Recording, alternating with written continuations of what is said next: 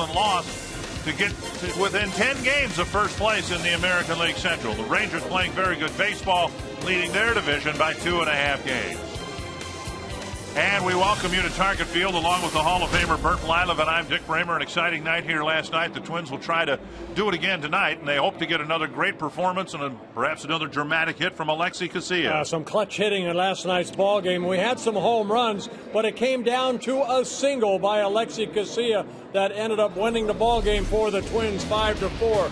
Casilla been swinging a pretty good bat over his last 9 ball games, hitting .324, and Casilla loves hitting here at Target Field. He's hitting .375 this year at Target Field, and last night just another very big hit for Casilla in a Twins uniform. And the Twins, of course, on a nightly basis dealing with some injuries. Denard Span put on the disabled list, the 7-day disabled list last night. Rene Tassoni will now fill a spot on the roster. Well, Denard Span, that 7-day concussion disabled list starts today, so the Span will be out for a week, and Tassoni getting an opportunity for the second time this year to get some major league at-bats. So what else is new? The Twins continue to forge on with all the injuries, hoping to continue their march toward contention in the American League Central.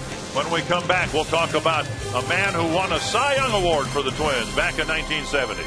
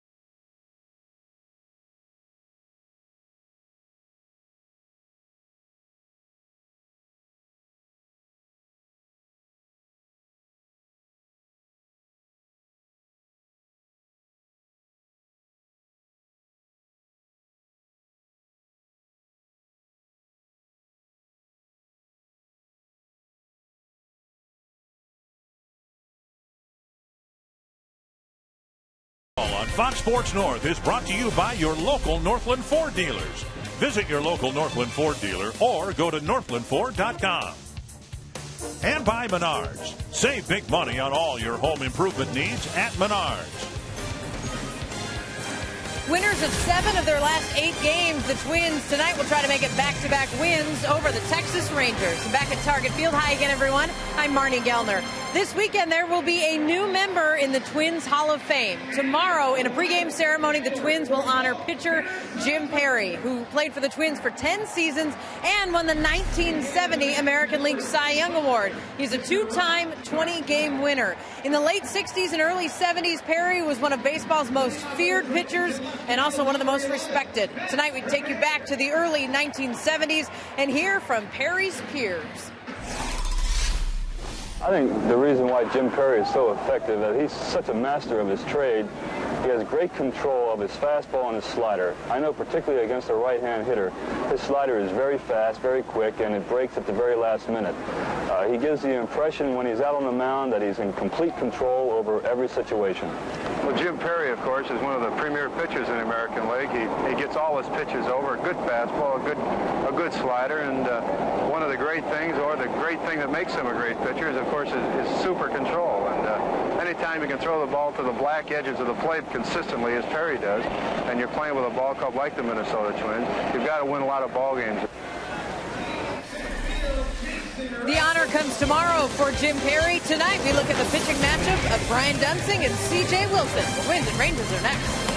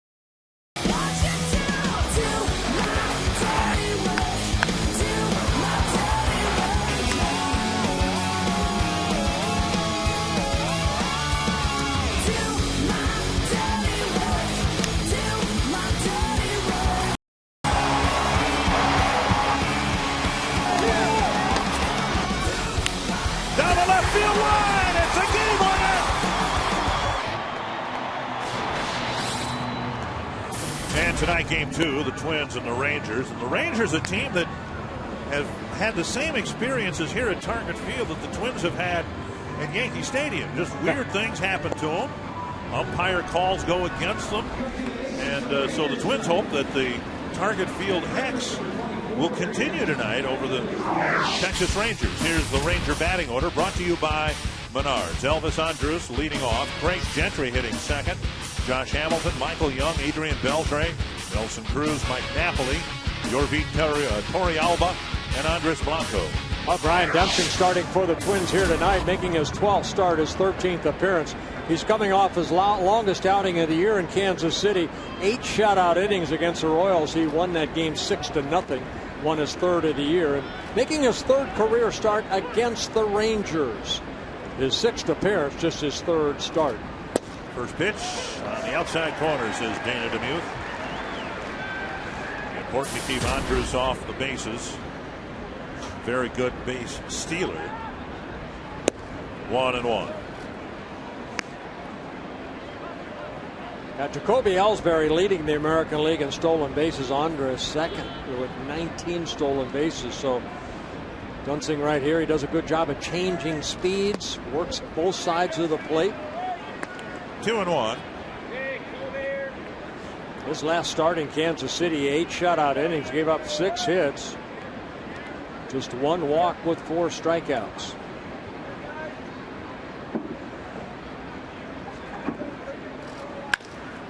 Bouncer to short.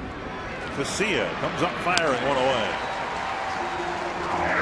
For defense for the Twins. A little bit of a different look with Ben Revere in left, Jason Repko in center, Michael Kadire in right, Valencia and Casilla left side of the infield, Tolbert and Hughes the right side of the infield, Butera catching, Justin Morneau getting the day off. He's not the designated hitter. Delman Young is the DH for the Twins with the tough lefty C.J. Wilson going. Twins decided it was a good night to give Justin Morneau a night out of the starting lineup. Yeah, Justin just 2 for 12 lifetime against the Ranger starter C.J. Wilson. Craig Gentry takes strike 1, motioning as if to bunt. Now we saw Gentry in last night's ballgame pinch hit, and almost turned into a double play. He hit the ball sharply to Valencia, but Gentry beat it out, so he's got some speed. Foul back, 2 strikes. Gentry, 27 years old, in his 3rd season, up and down with the Rangers last year. Optioned out. He was up and down a couple times. This year, started the season down in AAA, got called up on May 7th. Popped up short right center field. Tolbert out, and it's Repko coming in, making the call in the catch out number 2. In today's game, we're participating in the Home Run Challenge. Today, every home run in this game raises $11,000 for prostate cancer research. You can make a pledge by calling 800-798-CURE or go online to www.pcf.org. 2 gone in the first, and here's Josh Hamilton.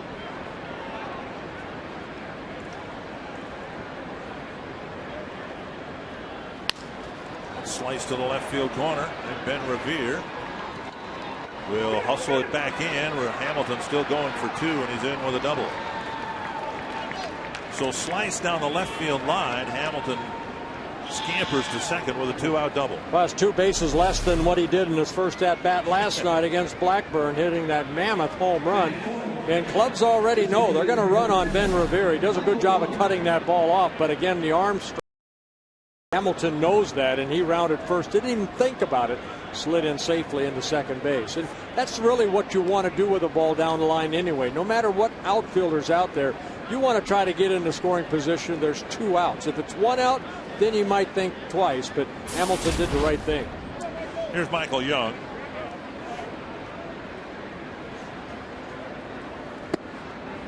And Young takes ball 1. Young in the ball game last night, 0 for 5 with 3 strikeouts. He has been struggling as we've rolled into the month of June. Yeah, this is still a very good hitter in Michael Young, a career 300 hitter coming into this season. His 12th with the Rangers. 1-1.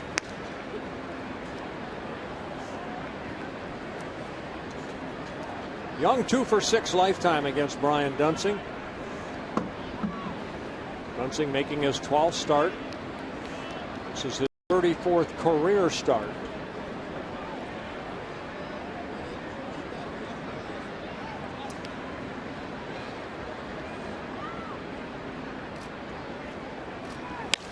Bouncer to short. Casilla has it. Over to Hughes. 11 pitches and a scoreless top of the first inning.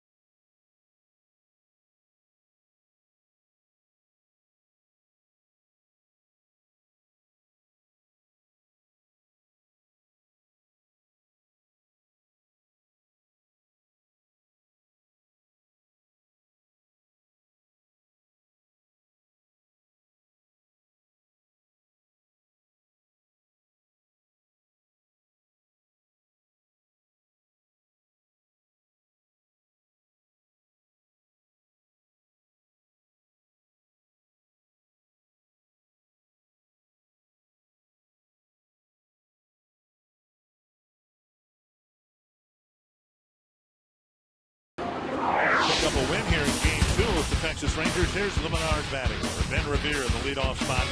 Alexi Casilla, Michael Kadire, Delman Young, Luke Hughes, Danny Valencia, Jason Repko, Matt Tolbert, and Drew Butera.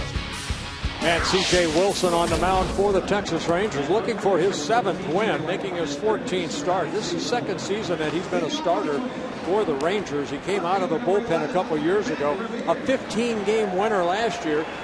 And he did pitch here twice last year and lost both ball games, 8-3 and 6-5. He worked a total of 11 1/3 innings here at Target Field, 0-2 with an ERA at 8.74.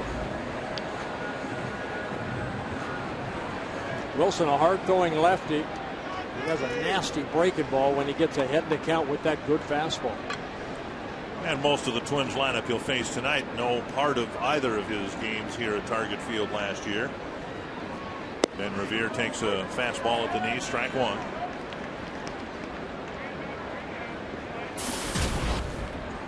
Revere, Casilla, and Kadire in the bottom of the first. That's up the line, foul, 2 strikes. Remember last night, the Twins were very, very patient against Derek Holland. In fact, in the first inning, there was only one swing. 1.5. 1.5. Yeah, Justin struck out on half a swing. And you wondered, or at least I did, whether the Twins would have the same approach. Ouch. Oh, my. Pick up your knuckles. That's in the kitchen there. There's Derek Holland. Wondered whether the Twins might have the same approach against Wilson because his control at times gets the better of him. Last year, he led the American League with 93 walks allowed. A bouncer to second. He's thrown nothing but strikes to Revere. 1 away. Rangers out in the field. Starting in the outfield, Josh Hamilton in left. Craig Gentry getting center field. Nelson Cruz in right. Adrian Beltre, Elvis Andres Blanco, and Mike Napoli around the infield.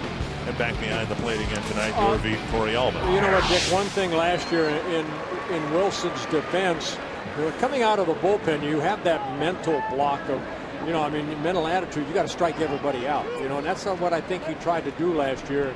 It's a little bit different this year. The walks are down, and he's really attacking the strike zone a lot better and quicker. Don't hit it to that guy. Beltre fires across to Napoli. 2 down. Twins baseball brought to you tonight in Sony High Definition. Last night, Beltre made 4 or 5 extraordinary plays. Yeah, you don't see too many third basemen at any level make the plays that Beltre made last night. 2 quick outs here in the first. Michael Kadire will hit. Kadire picking up some home runs along the way here in the month of June. Number 8 last night with 2 men aboard. Up and away, ball 1. Yeah, 3 home runs for Michael Kadire over the last 7 games the Twins have played. Did a mammoth home run last night, a 3-run home run in the bullpen. He picked a bad night to hit that home run, because the other guys, the Ranger home runs, were about 900 feet were the home run. Yeah, he said his home run was 443, and he said, I hit the 3rd, longest home run last night. Yeah. Delman Young's, he was 4th. Nelson Cruz hit one up into the seats in the 3rd level above the bullpen. And Kadire takes, and it's 3-1.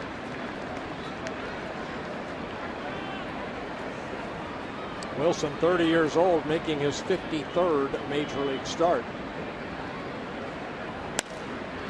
And a 3-1 pitch, flipped foul into the seats. Not the distance that matters, the fact it came with a couple of guys on base. Boy, it sure did. In the 5th inning with 2 runners on, Michael Kadire gave the Twins a 4-1 lead. 3-2 to Kadire. Rangers got a 2-out hit from Hamilton. Kadire hoping for one here. And another foul over the Twins dugout.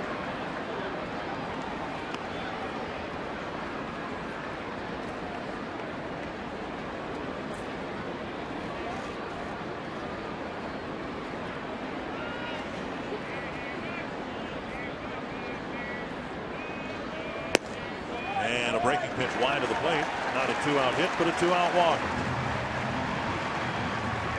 get Delman Young to the plate.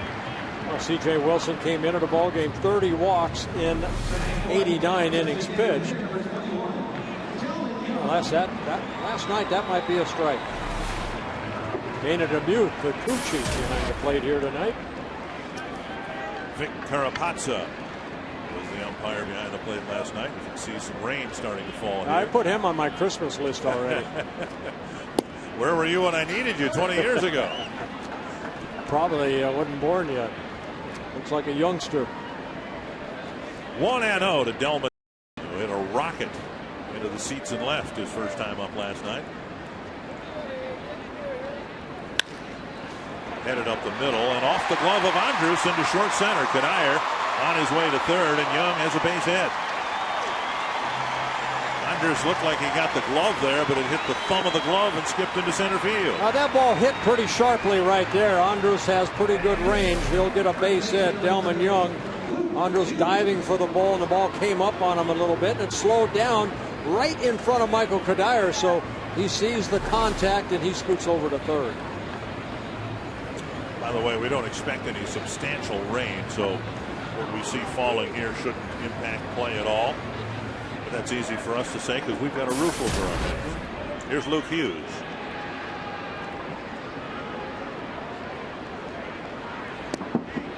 Off-speed pitch over for a strike.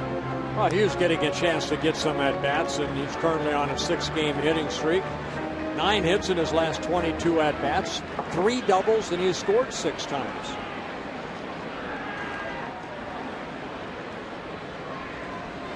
Up and away, 1-1.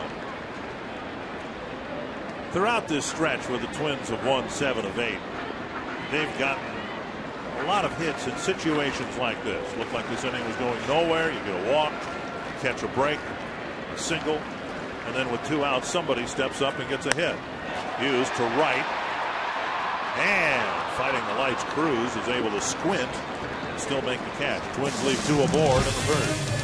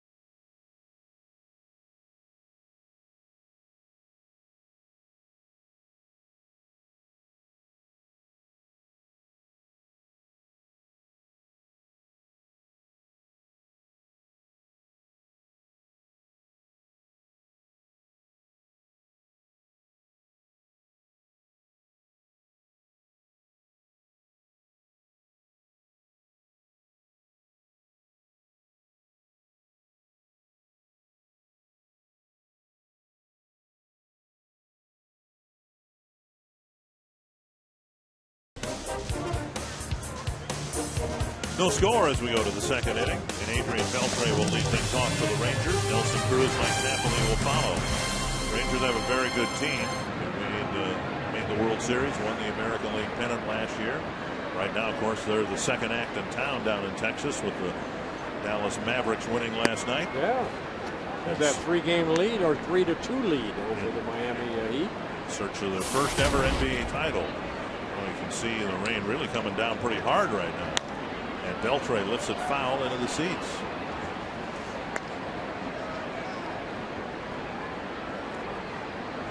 Dunsing gave Hamilton in the first inning, but no harm done. Got the next man Young on a ground ball.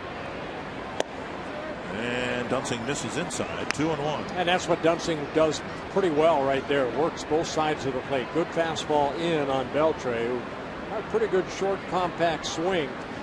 A lot of power. 3-1.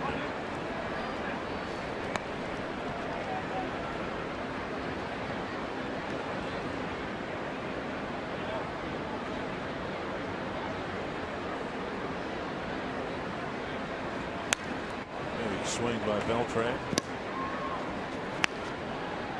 You look at Beltre's numbers in his career, and within those numbers might be the biggest indictment of Safeco Field. He signed a big contract with Seattle and never was able to produce offensively like the Mariners had hoped. And there's ball 4. Beltre will go to first. And you thought, well, he just had the one big year with the Dodgers and kind of flamed out. But then he had a big comeback year last year, and he's in a really favorable hitter's ballpark in Arlington. He's going to have a really good year again this year. I think it just speaks to the Seattle ballpark and how tough it is to hit there. Yeah, I mean, as a good hitter, 275 career hitter, 290 career home runs. Hit 28 home runs last year for the Red Sox. Here's Nelson Cruz, and up and away, ball 1. Dunsing usually pretty good with his control. He's having a hard time throwing strikes in this rain. And it's coming down heavier by the moment here. Well, Cruz, we saw him hit that home run last night. 15 home runs on the year. Big, short swing. Very strong.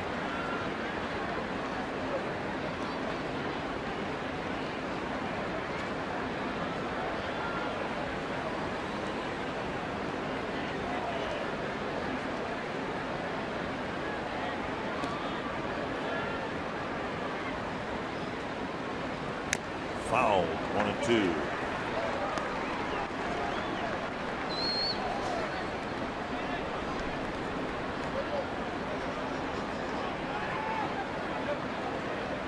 Is it tougher on the pitcher or the hitter when you get? You know what? I was just thinking that. I think it's tougher on the hitter because you have that helmet on and your bat is wet and you can see it dripping. Pitcher, the ball's pretty dry. All you have to do is worry about your footing.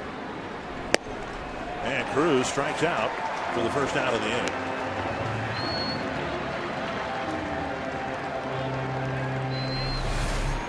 Well, good fastball right here, and outer half of the plate. And Cruz is the first strikeout for Dunsing.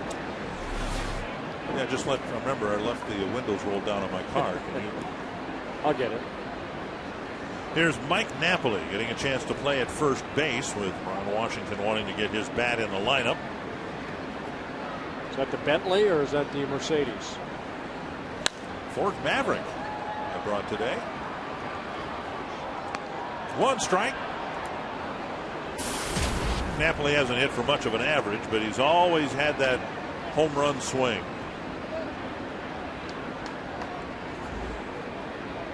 Well, we showed you a graphic last night. If he's hitting .311 when they win and .095 when they lose. So Dunsing, get this guy out. Up high, 1-1.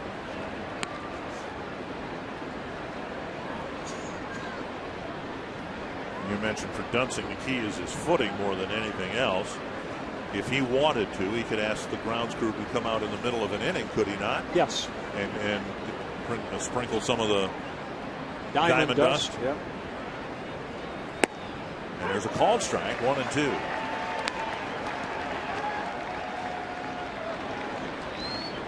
Well, they have that little mat right behind the plate that Brian Dunsing just kind of cleaned his spikes off with. There it is.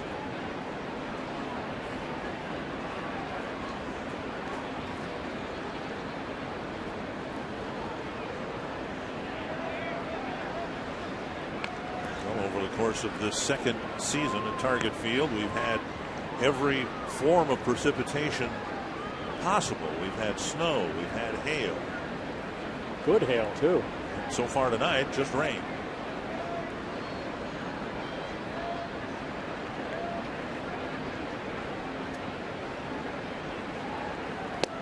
Down and in.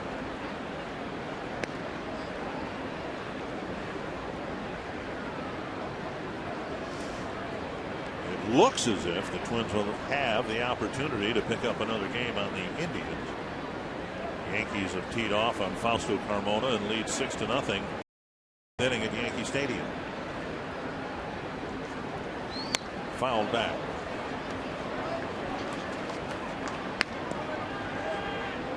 Two and two.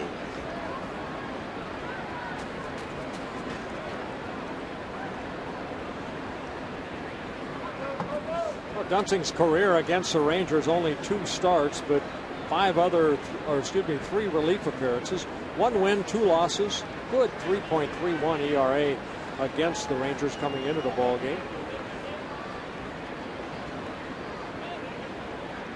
2-2 to Mike Napoli. Ooh. That must have been low because I could see it cut the plate in half from up here. It's Butera. Wow.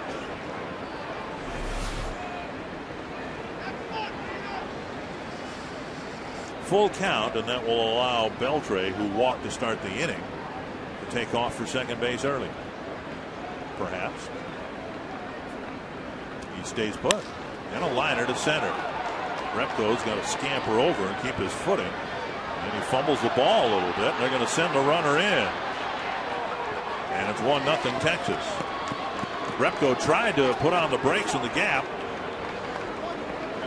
and stumbled a little bit, and it led to an opportunity for the Rangers to score the first run. Yeah, Dave Anderson, the third base coach, seeing that Repko had a little trouble getting this ball right off the end of the bat. That's where that pitch prior should have been called a strike. Instead, it's bobbled right there by Repko. By the time he gets it back in, Beltre, picking up his third base coach, scores from first base. So the Rangers didn't send the runner, but scored him from first on a single and an error. And it's 1-0. A runner at second with 1 away for Torrealba. First error of the year for Jason Repko. Inside, ball 1.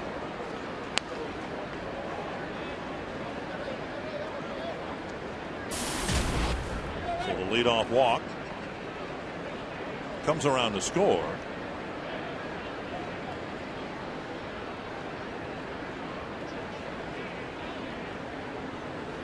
Swing and a miss, 1-1. Rangers splitting time behind the plate between Torrealba and Napoli. Torrealba 3 hits in last night's ball game.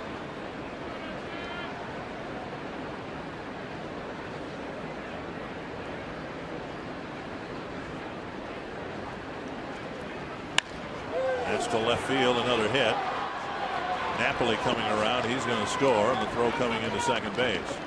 So a 2-0 Ranger lead here. The leadoff walk, a couple of hits and an error, and the Rangers enjoying the rain here in the second inning. Torrealba picking up his 11th RBI, fastball in, but Torrealba opened up quickly, lining it in the left field. And Napoli scores the second run. Andres Blanco will hit.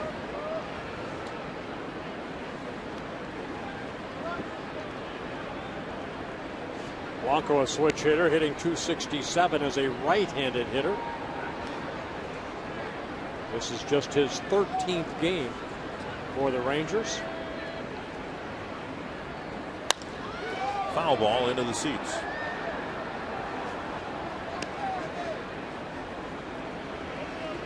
Dunsing having a struggle here in this second inning with just the strikeout of Cruz so far. 32 pitches on the night.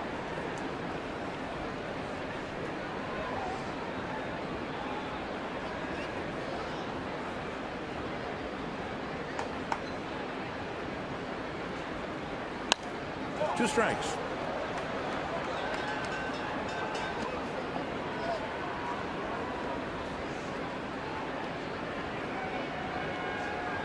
Well, 11 pitches to get out of that first inning for Brian Dunsing, right now at 33 pitches.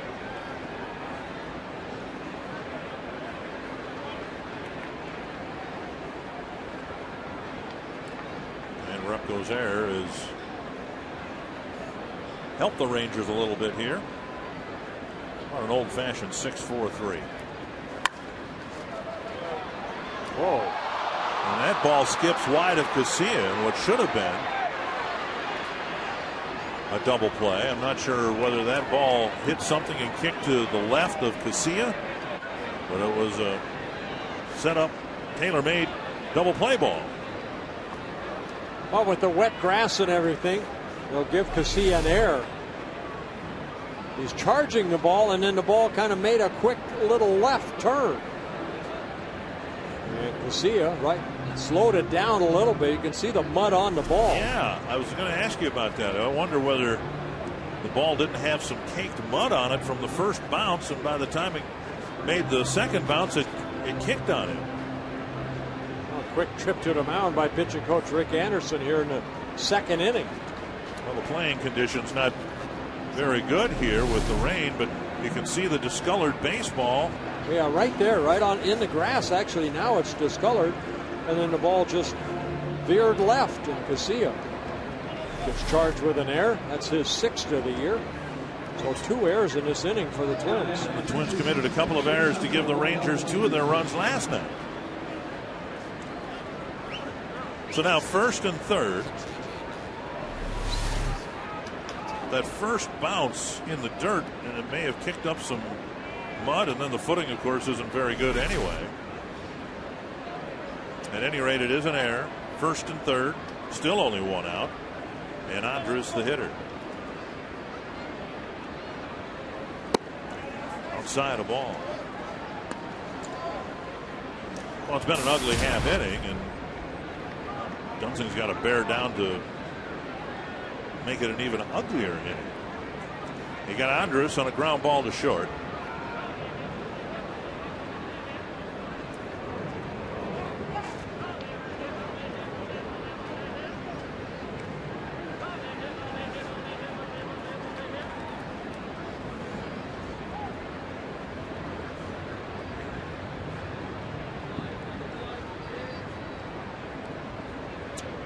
Blanco the runner at first. Fouled into the seats.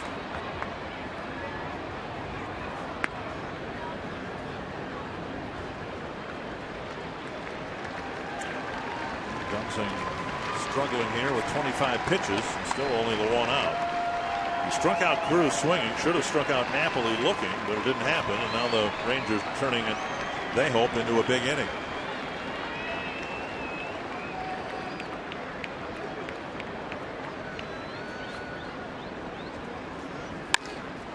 It'll make it a 3-0 game. So Andrus with a single. Torrealba comes in from 3rd. And the Rangers, who clubbed a couple of mammoth home runs last night, are just doing it with singles and walks and errors here. Yeah, Andrus picking up his 28th RBI right back up the middle. Torrealba scores. Andrus picks up his 28th RBI, and this inning does not want to stop here. Twins need to find a way to get out of it.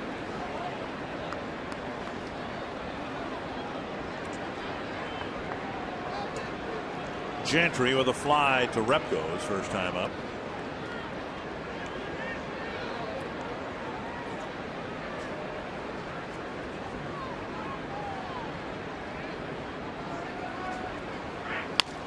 Old foul. The rain is lightening up a little bit. But I think we saw on the ball hit to Casilla. He really didn't have much of a chance to adjust to a bad hop because his feet slipped from underneath him.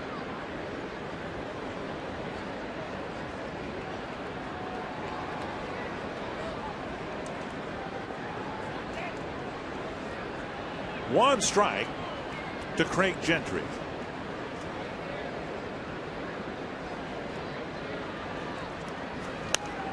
And now 2 strikes. Benson looking back at his spike, see if he doesn't go to that mat and try to get the mud cleared from them. That's exactly where he goes.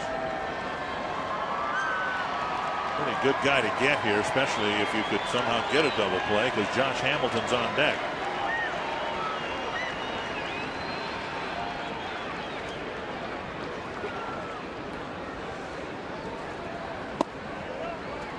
1-2.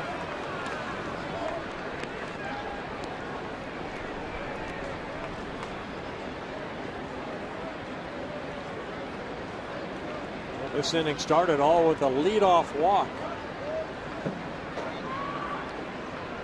3 hits later, 2 errors later, a 3-0 lead for the Rangers. There's one to center field, and that's going to land in front of Repko. Here's his throw to the plate, and Butera put the tag on him. He's safe. Butera thought he got him, and now Butera arguing, and the runner Gentry will go to second base. They're going to send him back with time having been called. That's a great tag by Butera, who had to reach for the throw and then put the tag on it.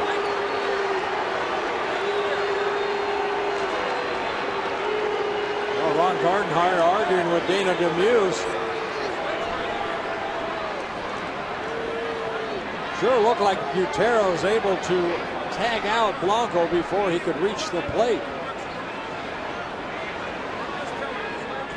Repko came up, made a good one-hop throw to Butera.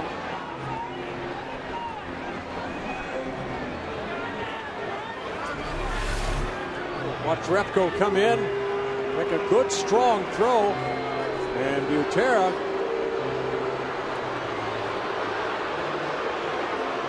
let's take a look at Blanco right here, sliding feet first into. Safe. Sure looked like he was safe. Yep, he got the right foot in there right before the tag on the left. Now Ron Washington was arguing with the first base umpire, Paul Nauert, about why Gentry couldn't go to second base, but the umpires ruled time had been called.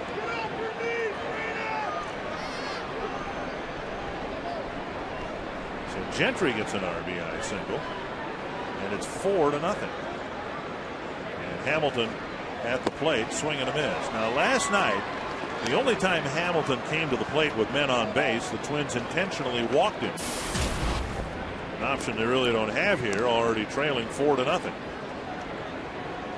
He's the 8th man to bat. And there's still only one out.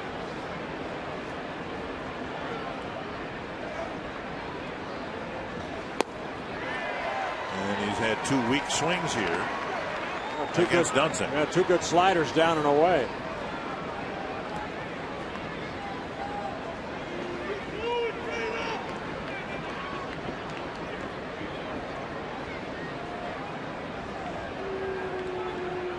Oh, 2 to Josh Hamilton. Runner goes. Butera just holds it. Gentry's at second base with a stolen base. Yeah, Gentry credited with a stolen base, his 6th of the year. This ball also one-hopped Butera. He had to make sure he caught it, but Gentry sliding in second base safely. Infield coming in with a 1-2 count on Hamilton.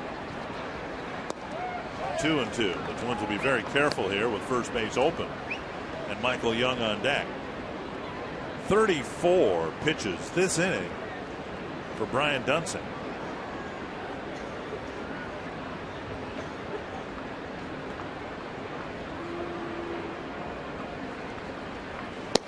And he struck him out. Number 2.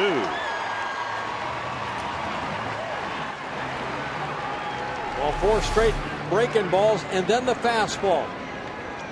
And Hamilton, the second strikeout this inning for Dunsing.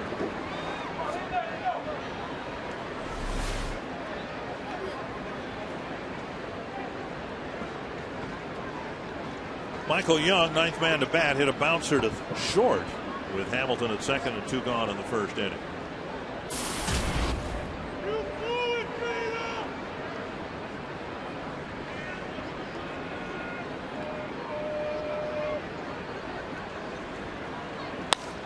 And a base hit will score at least 1. Gentry will come around and make it a 6-0 ball game. Young gets his first hit of the series. And it comes in a key spot, poking a 2-run single to right. Well, Well, they got a fastball up, and Young again is such a good hitter, even though he was 0 for 6 coming into that at bat, just hit it the other way. Picks up his 38th and 39th RBIs of the year.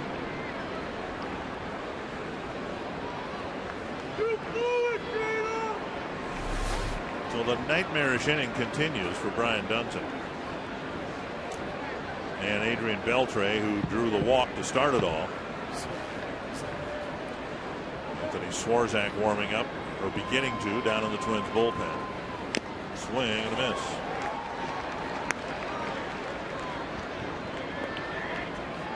The inning started with a walk and a strikeout, and then the wheels came off for Dunsing and the Twins here with a 6-run inning so far.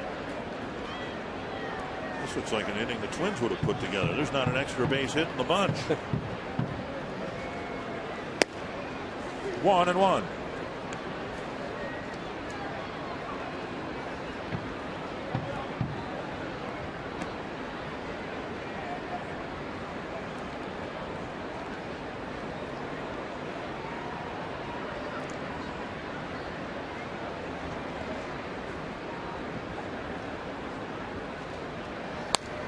And now 1-2. This will be the 40th pitch of this inning for Brian Dunsing.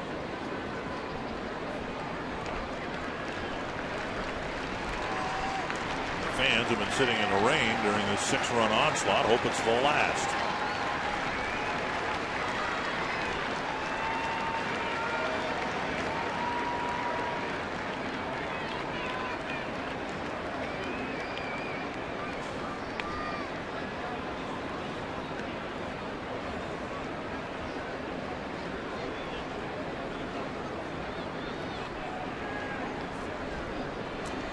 C.J. Wilson says, I'll take every run I can get.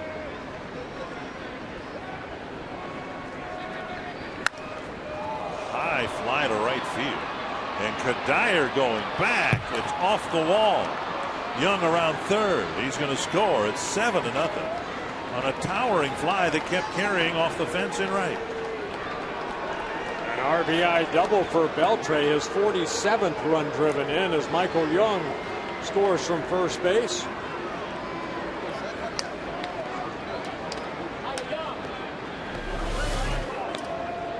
And Anthony Swarzak continues to warm up. Kadire goes back. He sees the ball is going to drift over his head. And it's Repko that ends up playing that ball, getting it back in the infield. But Beltre with the 16th double of the year.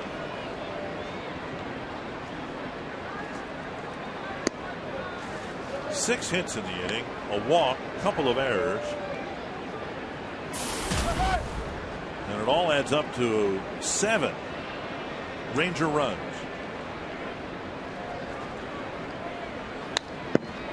One and one.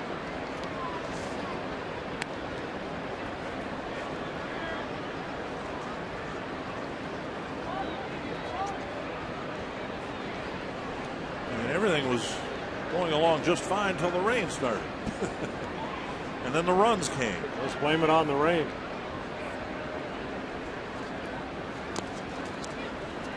And a runner will try to advance. Buterra's throw off of Valencia's glove and into Beltre. He'll advance on presumably a wild pitch.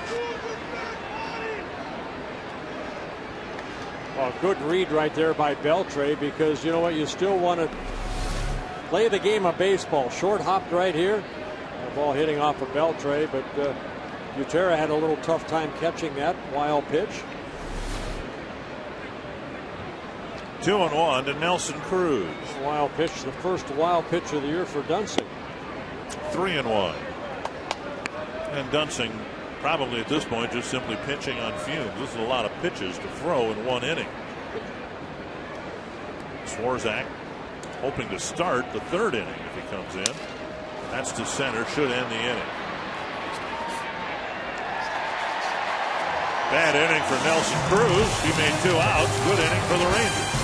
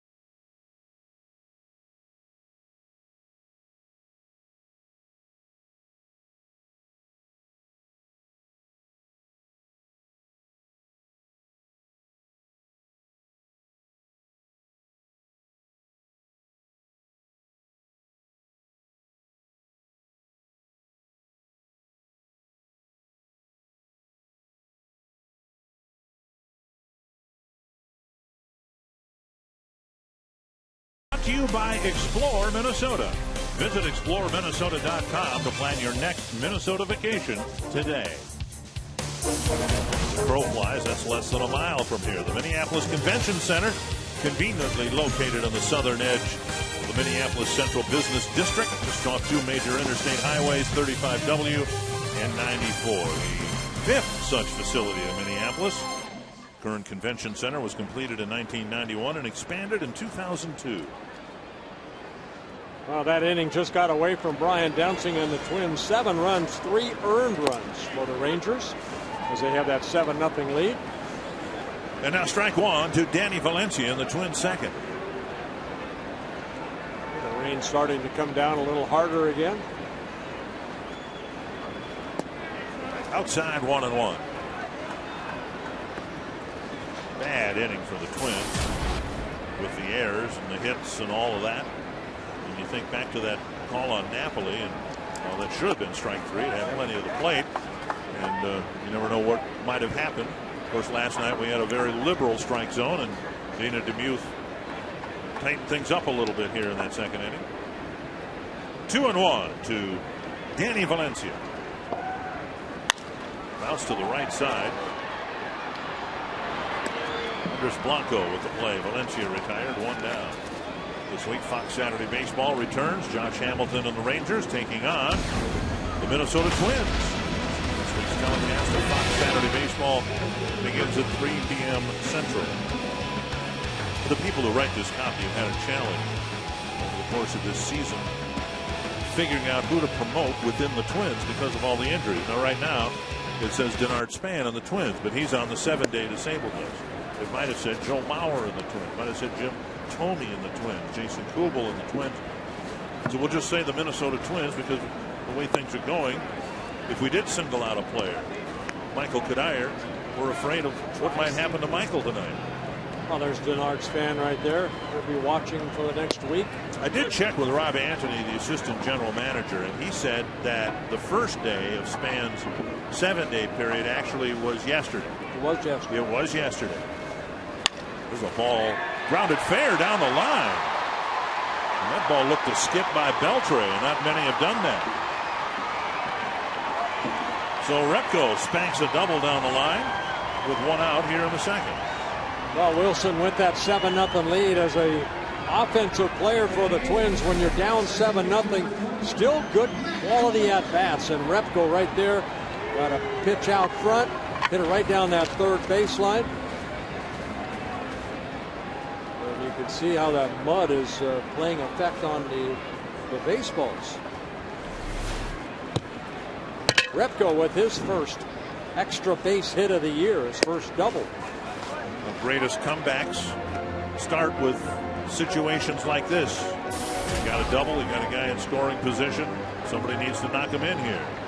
Matt Tolbert has picked up some key hits over the last week or so. And that'll skip through, and there's the first run. So a double and a single, and the Twins are on the board, and they'll try to make the second inning for C.J. Wilson as nightmarish as it was for Brian Duensing. Oh, Tolbert hitting that ball right back up the middle. Wilson looked like he thought he had it. Went right underneath his glove into center field. Repko scores. Wilson putting down that glove, but the ball ends up in center field. Repko got a good jump. And it's a 7-1 ball game. As wet as the field is right now, the ball doesn't bounce so much as it skips, and I think we've seen that both on Repko's double and Tolbert's single. The ball just kind of stays down and skips. Here's Butera.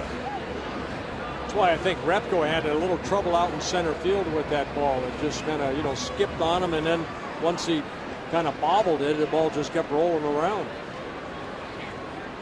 Butera has his average up to 153. He takes one down the middle of strike.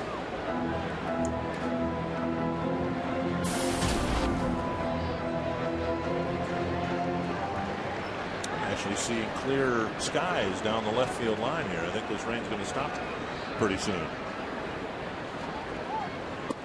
1-1. Well, Wilson coming off a very good start in Cleveland, where he worked 7 2/3 of shutout baseball against the Indians. Rangers won that ball game 2-0. Butera. Beltre goes to a knee to make a great play, and Butera sprawls and gets an infield hit. And again, I think the field conditions contributed to that. Beltre slipped a little bit in the mud, and then I think he was throwing a wet baseball across the diamond.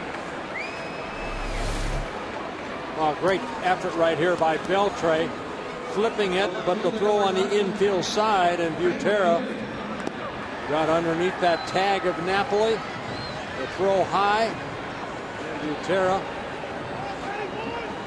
very close, but ruled safe at first base, an infield base hit, though 3 straight hits for the Twins. And now Ben Revere will hit.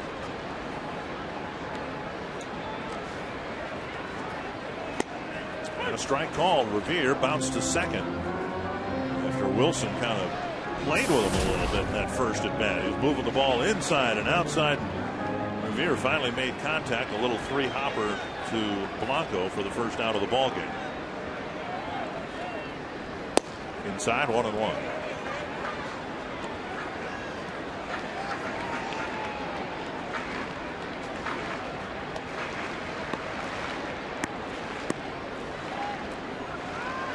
Tolbert at second, Butera at first, only 1 out in the inning. This one popped up to left. Hamilton near the line. Now on foul ground makes the catch. That's out number 2.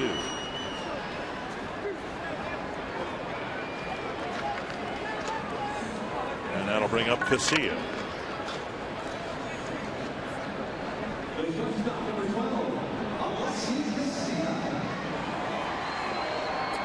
Casilla got the game-winning hit last night in the 9th inning.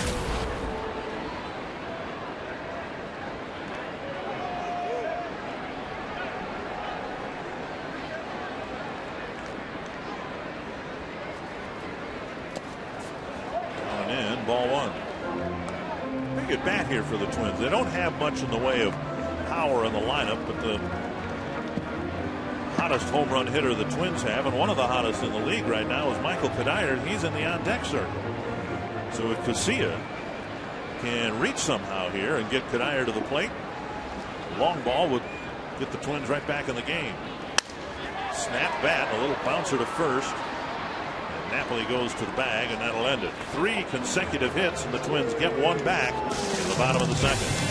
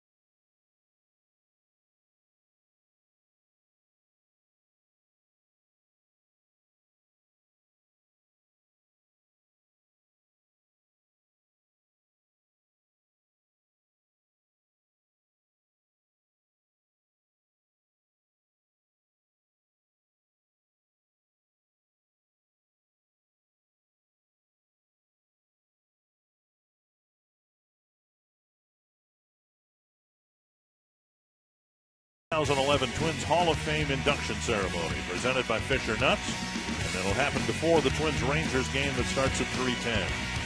1970 Cy Young Award winner Jim Perry is this year's honoree. The ceremony will be part of a special pregame event First 5,000 fans will get the Twins Hall of Fame pin, courtesy of Fisher Nuts. And you can be here tomorrow. Go to twinsbaseball.com. Grounds crew working on the field here with a lot of diamond dust being dropped around the bases, including home plate and the mound. And the Twins have a new pitcher in Anthony Swarzak coming out of the bullpen. Well, Swarzak, he took that spot of in the rotation for a while, making his 6th appearance. 21 innings pitched, only 6 walks, 6 strikeouts for Swarzak.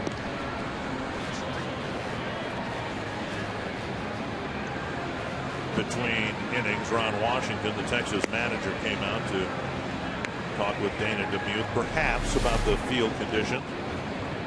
I know Beltre really kind of slipped and was sliding around third base a little bit. And that's what the one thing everybody has in common. The Twins want to win the ball game. Rangers want to win the ball game, and the umpires too. Though they just don't want anybody to get hurt. Beltre looked at his hand after throwing that mud ball across the diamond when Butera got his infield hit.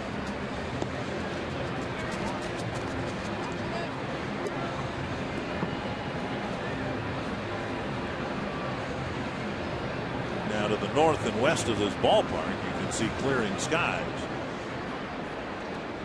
So I'm assuming better weather is headed our way. But it is a 7-1 Texas game right now as we go to the 3rd inning, and Mike Napoli will lead things off. There was some concern about Swarzak, who suffered a minor calf pull yesterday in running out to the bullpen. No one was able to confirm whether it was during the bullpen drill that's become kind of popular. There's another pitch down around the knees, called the ball, 1-1. Well, Swarzak last worked on June 2nd, Thursday in Kansas City. The first game of that 4-game series. Worked 6 innings, gave up 2 runs, got his first win of the year. 2-1. Frustrating night for Dunsing. Pitched such a good game in Kansas City, and he issued the leadoff walk. And then everything kind of spun out of control.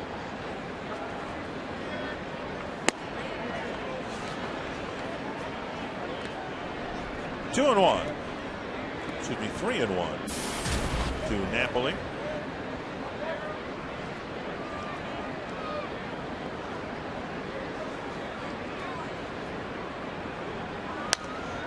Three and two.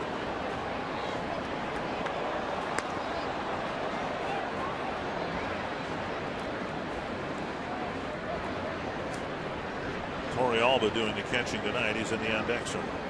Yeah, Napoli in his first season with the Rangers. Last year hit 26 home runs, a career high for the Los Angeles Angels of Anaheim.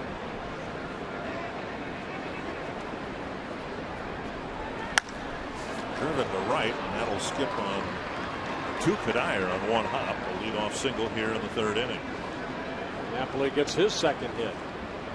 Coming up on Sunday, the Twins and Rangers will finish their 4-game series, and it'll be Danny Valencia Jersey Day. First 5,000 fans 14 and under will get the Valencia jersey, courtesy of the Twins' cornerstone partner, U.S. Bank. Tickets available now. Call 800-33-TWINS or visit twinsbaseball.com. Yorvit Torrealba will hit. We're going to run with a single in the 2nd inning when the Rangers send 11 men to the plate. Scored 7 times. Up and in, ball 1.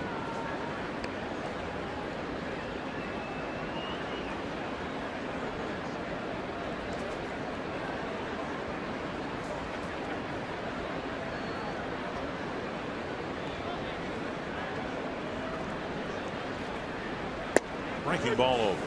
Now this is a role you, if ever, only had to fulfill a couple of times. I remember in the postseason once you came out of the bullpen and picked up, was it Jim Rooker after a World Series game? Or? Game 5 of the '79 World Series. Runner goes, pitch foul back. These are very important innings because Dvorak hopefully can go 4 or 5 innings to save the other guys in the bullpen for a game again tomorrow. And about this time of the year last year in Philadelphia, the Twins had one of these games where Kevin Slowey got knocked out in the 2nd inning, and lo and behold, Jeff Manship came in, stabilized things for 5-6 innings. Twins came back and won the ball game. Popped up right side, Tolbert into the outfield grass, and now Kadair calls him off, drops the ball. The out is recorded, 1 away.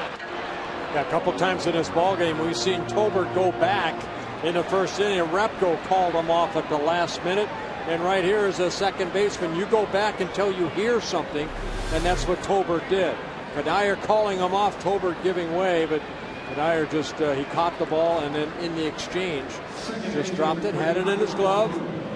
There's the out, and then the ball falling out, but the out is recorded, and Napoli stays at first base. We'll bring up Blanco.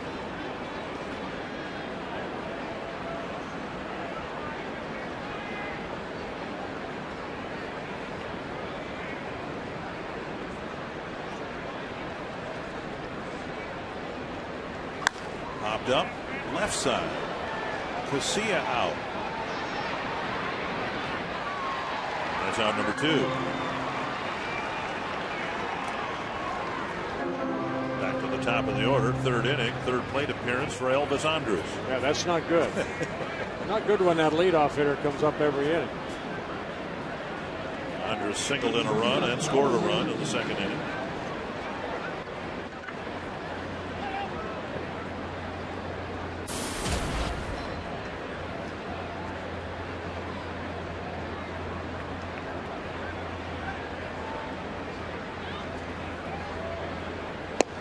Over for a strike.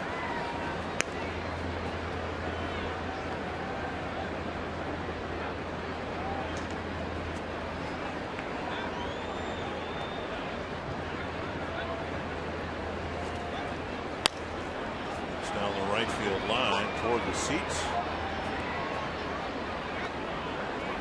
0-2.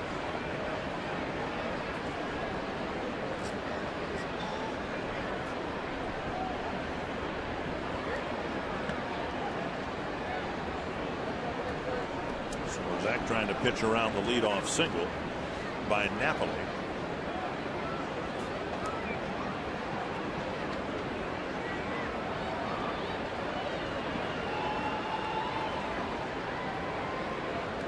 Two strikes.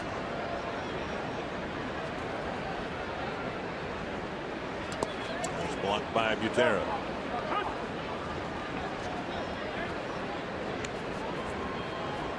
Word from Florida, by the way, Joe Mauer catching the 3rd straight game tonight.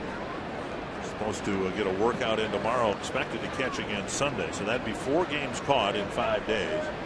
And in his first at bat tonight, hit a 3-run home run.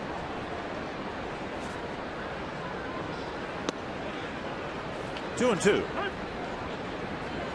wonder if Mauer might not make his return here before the end of the homestand. I was talking to Dave St. Peter, the president of the club. He was up with Jim Perry and some of the other Hall of Famers for the Twins, and Dave St. Peter said, don't be surprised if Joe Mauer's here Tuesday. Be nice to see. Runner goes, and the pitch bounced foul. And that's what Gardy said. You know, he wants Joe to be able to catch at least 3 straight days, and if he catches tonight and then tomorrow, with the off day Monday.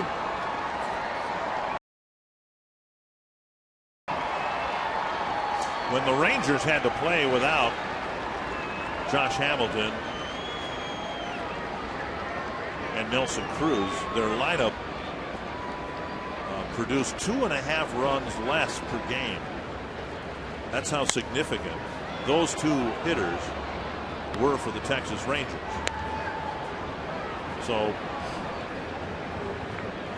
you can imagine how much the Twins lineup has missed Mauer and Kubel and Comey and Nishioka, although we really don't know what Nishioka is going to mean to the Twins lineup because he's only played a handful of games. you know, whatever happens, these guys start coming back, Dick, you're going to have a bench of guys that at least they got some at-bats and some playing time. And that'll help Gardy and the staff.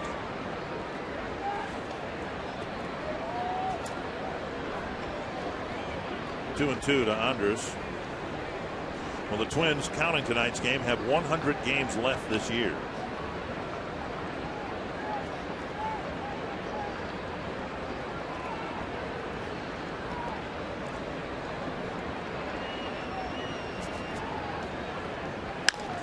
Bouncer to third, and Valencia digs out the second hop and throws across to end the inning. Leadoff single, no damage done. It's 7-1.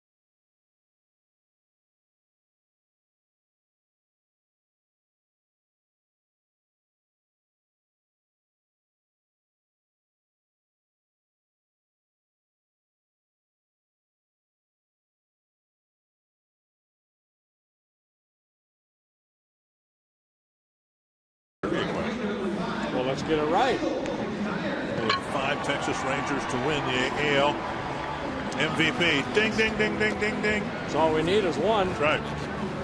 Oh, I would go Jeff Burrows. Okay, there's another one. Juan Gonzalez won it, I think, a couple of times. Right. So, does he count as 1 or 2? Okay. The grounds crew again working diligently, trying to dry out the dirt part of this field.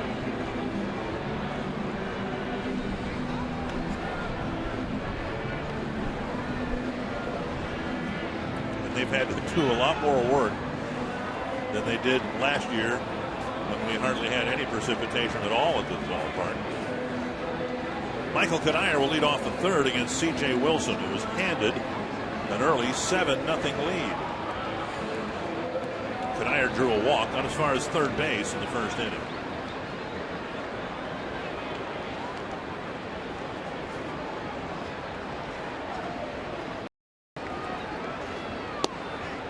And Wilson delivers a breaking pitch over, strike one.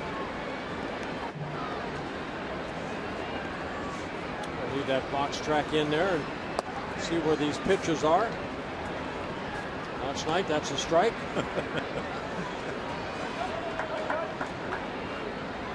1-1. That's hit well to left center field. Halfway up the fence, Kadire's got an extra base hit, a leadoff double. So Kadire continues to pound the baseball. And he's got a leadoff double here in the third. Wow, this is what the Twins need, some extra base hits, you know, early on in each inning. Kadire maybe will score, get a little bit closer. Kadire, he hammered this ball right into that chain link fence. Gentry gets it back in. Kadire's 8th double of the year to go with his 8 home runs. Let's see if the Twins can get Kadire in. He's already had 5 hits against C.J. Wilson. Delman Young has 1 of them. Skipped a single into center field his first time up.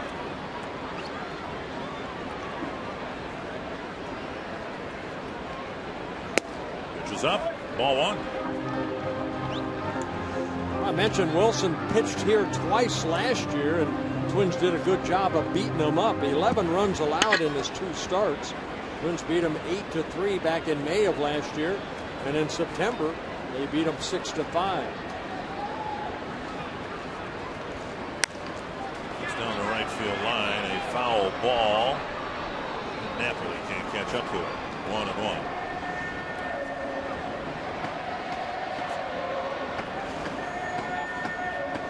Wilson once the closer for the Texas Rangers back in 2008.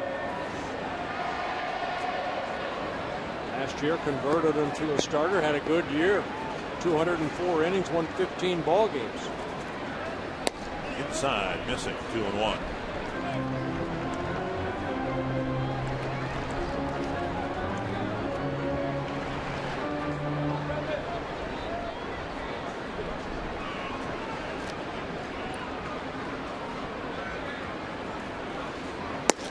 Three and one with Luke Hughes on deck. Wilson 42 pitches, 24 strikes. Well, 1 walk in a ball game, no strikeouts yet, and he came in averaging almost a strikeout an inning. See what Young can do with his 3-1 pitch.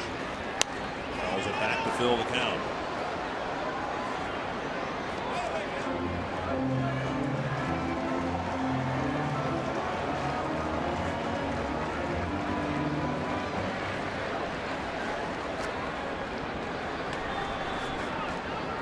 Trying to build an inning here, and it started with a ringing double off the bat of Michael Kadire.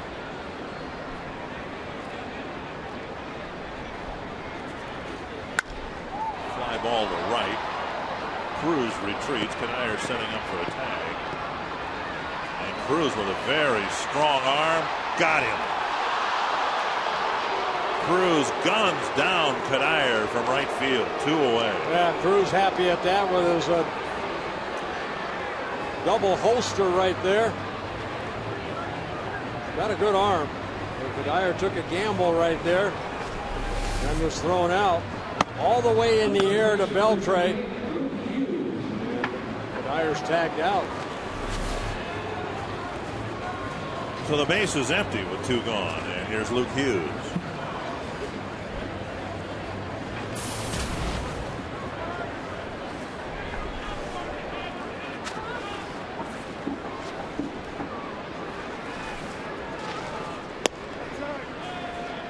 Plate, ball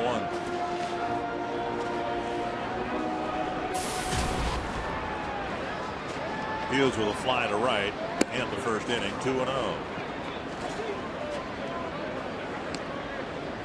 Wilson not happy with his command tonight.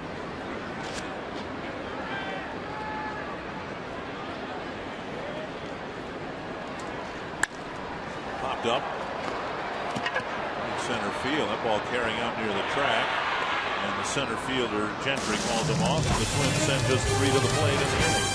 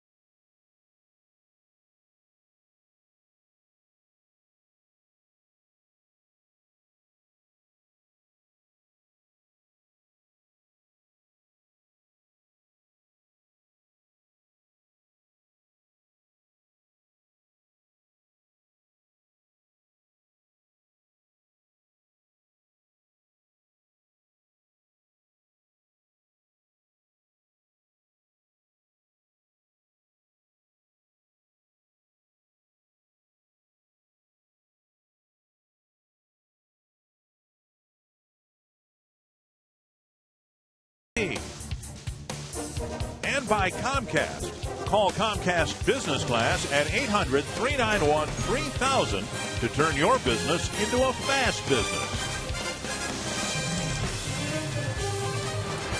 A 7-run inning for the Rangers in the second inning. And the Twins trying to recover from it.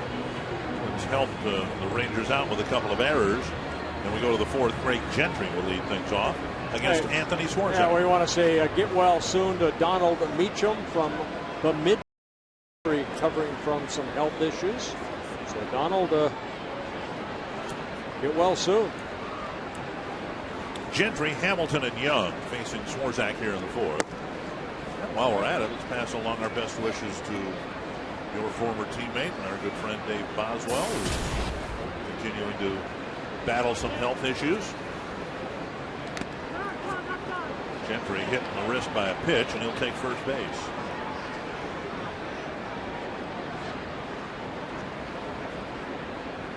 Now imagine, as you said in the pregame, we'll take a look at Gentry getting plunked by Swarzak. You mentioned in the pregame that Jim Perry was your roommate when you came up. Imagine how your life might have turned out differently if they had assigned Dave Boswell to you. No, he already had Frank Quillisi. They were roommates already. I did have Rich Reese for a little while. That lasted one road trip. Oh, is that right? Yeah. You were a bad influence on Rich, were you? No. A little reverse. Huh? Rich was single at the time. Okay. And about 2 o'clock in the morning, the phone would be ringing, and I had to pitch the next day. So that didn't work real well. Well, now careful. Rich might be up in northern Minnesota watching It's this okay. here, right? I told him that in his face. I need my beauty rest. I'm pitching tomorrow. Hamilton with a 1-1 count. I think the last roommates that the Twins had for a while, there was kind of a period where if you still wanted to be roommates, you could, but baseball was drifting away from that. I think Ken Herbeck and Gary Gaetti were the last pair of roommates that the Twins had. That's why there are no more roommates anymore. Gary here today as part of the Twins Hall of Fame induction tomorrow. But that, was kind of an interesting period. It seems so foreign now with all the money that's come into the game. Everybody has their own room. I'm thankful that broadcasters don't have to share rooms. But you were kind of at the mercy of who the team stuck you with, weren't you? After a while, then Danny Thompson and I became roommates, and we were roommates for about 4 years. But did you get to pick each other? Yeah, pretty much, okay. Because it was out of spring training, and everybody was kind of looking for a roommate. I was the last one available, and Danny said, do you want to be my roommate? So. There's a drive to left center field. And Revere makes a running catch to retire Hamilton, one away. Yeah, Hamilton hit it sharply, but Ben using his speed to fill in that gap out of left center makes a nice running catch. Now, how did that work, though? Because you had 25 guys on the team. 25 is an odd number. Well, that's why I was the man that left out. Well, did it Killebrew? Did he have his own? Oh, yeah, Harmon had his own room. Okay. Yeah. Right. I think guys like Jim Cott, Jim Perry, a little bit later, I think they put me with Jim Perry for a reason, which is very good, which I appreciate, because Jim was a great roommate, and he was a guy that was very dedicated to, getting ready, and a great family man, and I really appreciate the Twins putting me with him. How I got with Rich Reese, I have no idea. Here's Michael Young. Ball, 1, strike 1. And it's because all of a sudden, I'm rooming with Danny Thompson. He's from Capron, Oklahoma. I'm from Southern California. He's a shortstop, plays every day. I'm a pitcher that, pitch once every 4th day. So you have to really respect each other and what you're trying to accomplish.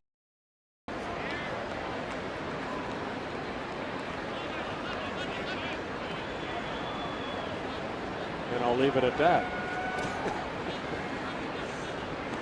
1-1. When I was with Texas, I had Danny was my roommate also in Texas too. We got traded together. We had some great water fights. Young gets his second hit, just smashing it beyond the reach of Casilla. First and second, one away.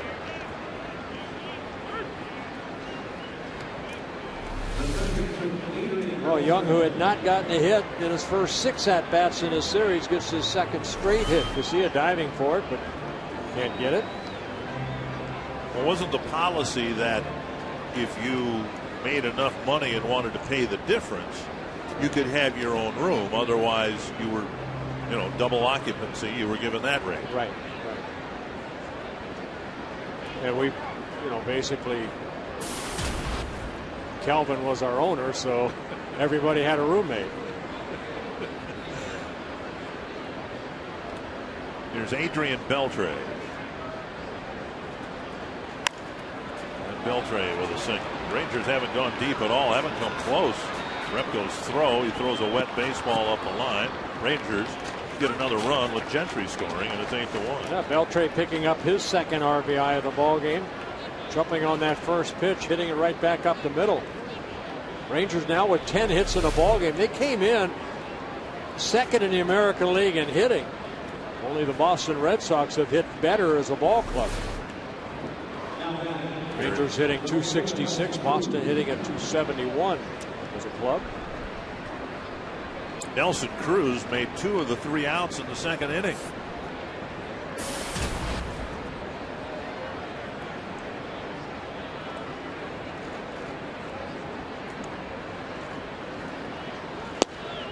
Down and away, ball 1. Cruz struck out before any of the damage had been done in the second, and his fly ball to center, caught by Repko, ended a long and miserable inning for the Twins.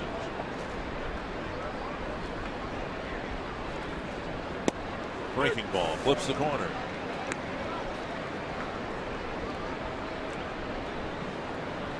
Well, Swarzak's job, as you said, is to heat up some innings here.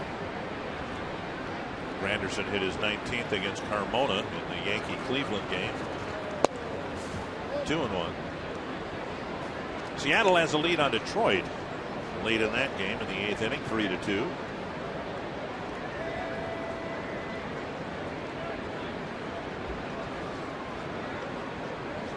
Oakland and Chicago tied at 2. A's trying to snap a long losing streak for their new manager, Bob Melvin, whom we saw in the broadcast booth a couple weeks ago in Arizona. Yes, we did. Swing and a miss. It's 2-2. Yeah, Oakland's lost 10 straight. They've got 4 starting pitchers on the disabled list, and it sure looks like Brett Anderson, who might be the best of the bunch, is going to have Tommy John surgery. Rangers with 1 so far here in the 4th, threatening to do more. 2-2. And now 3-2. Well, Dallas Braden already had the Tommy John surgery. It was a shoulder. It was a shoulder. Yep.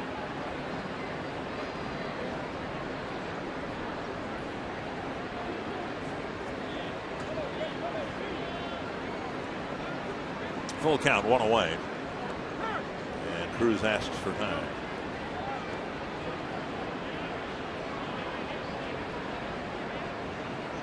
I believe the rain has stopped, for whatever that's worth. Now the Twins need to stop the Rangers and try to claw their way back into the game. Fouled back. Twins have not had a game like this in a while. Things were going tough for the club before the last week or so. They were losing a lot of 1-run ball games. This might be a 1-run game before it's all said and done. But right now the Rangers leading comfortably.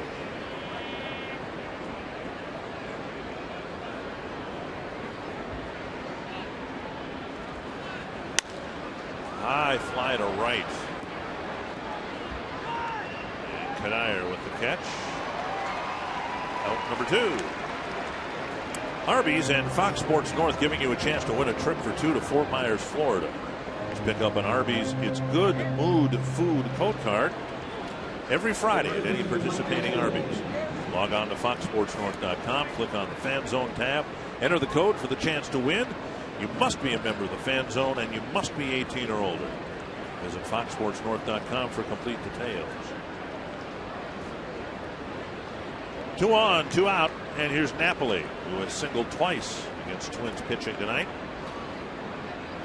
A damaging single in the 7-run second, and then he was the first guy that Swarzak faced, and he got a single against Swarzak. It was a drive deep down the right field line. And foul.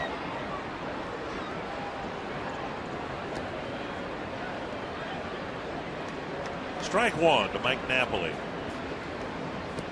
Napoli's former team, the Angels, really struggling to score runs. Torrey Hunter had been their cleanup hitter for most of the year. Now they've moved Torrey out of that spot because he's had a tough time driving in runs and has hit into a lot of double plays. Yeah, they did get Vernon Wells back. They hope that he can pick up some of the lack of offense.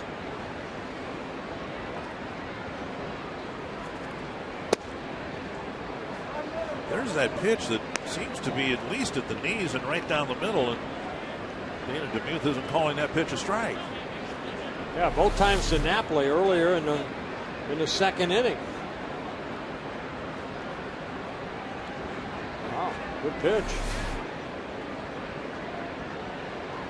Napoli ended up on the next pitch getting a base hit to center field. Spent all that time in the bullpen throwing that pitch right where you want to, and then you come into the game and you can't get a call for a strike. Oh, you have to keep pounding it because, you know, umpires, they make mistakes too. And you hope that they don't make too many. 1-2 to Napoli.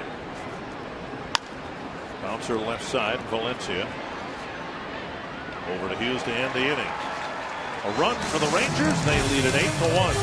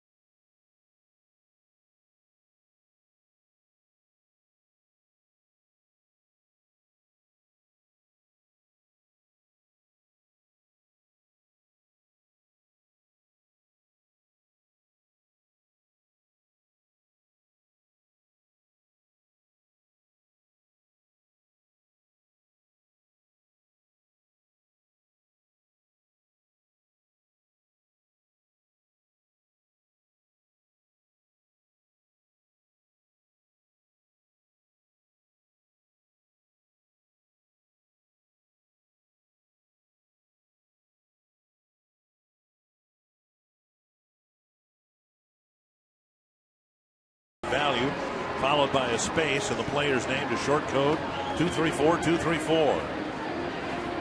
Lefty, future relief pitcher. There's another lefty. Former relief pitcher. Wilson's used 47 pitches over the first 3 innings. Has given up 5 runs, but only 1 run to the, 5 hits, only 1 run.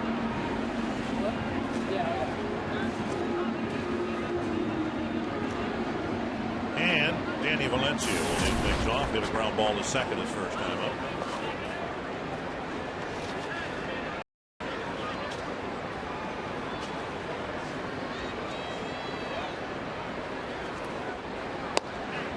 And strike one. Valencia, Repko, and Tolbert.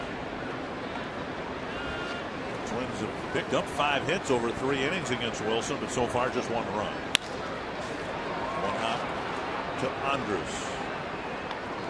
Valencia retired, 1 away. Time for the CenturyLink high-speed pitch, brought to you by CenturyLink high-speed internet. Well, C.J. Wilson starting his fourth inning of work.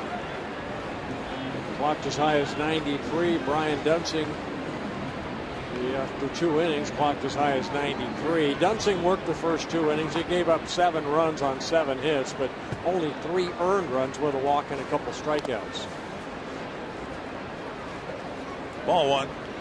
Jason Repko grounded a double over the third base bag with 1 out in the second. Tolbert brought him in with a single. Butera followed with a single, but the rally died there. 1-1.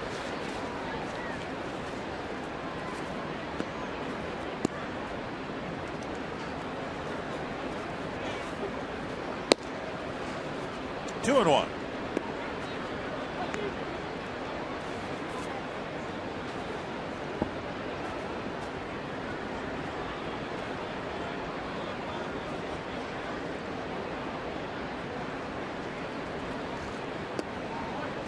And now 3-1.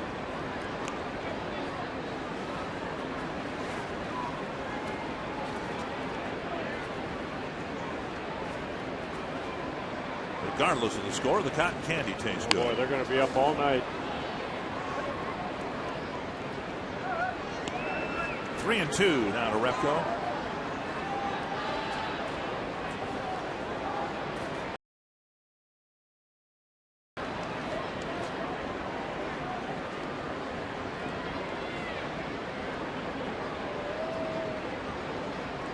Yankees have blown open the game with Cleveland. They lead at 10-2 in the 7th.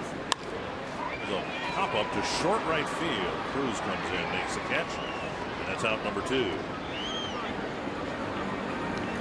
They'll bring up Matt Tolbert.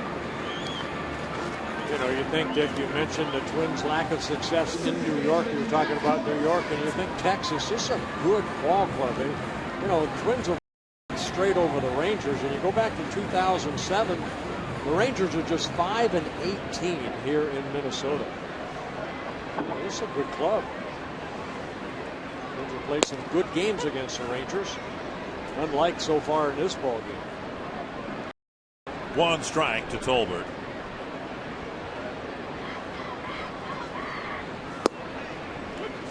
Two strikes.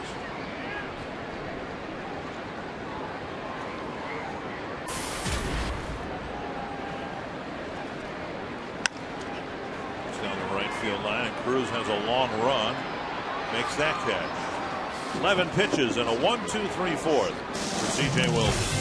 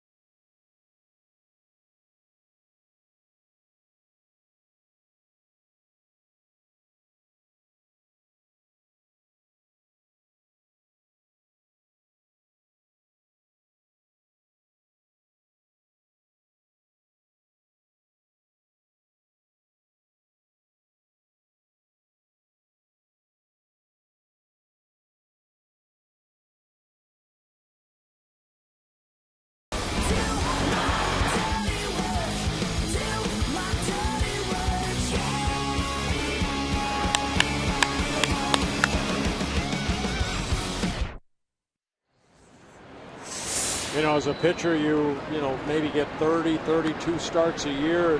Every day so important that the day you get the pitch. And Brian Dunsing still sitting on the bench. Rick Anderson trying to perk him up a little bit, I'm sure, right there. Just a bad outing, and believe me, I've been there. It's frustrating. You get you're out there, especially in today's game. You pitch every 5th or 6th day.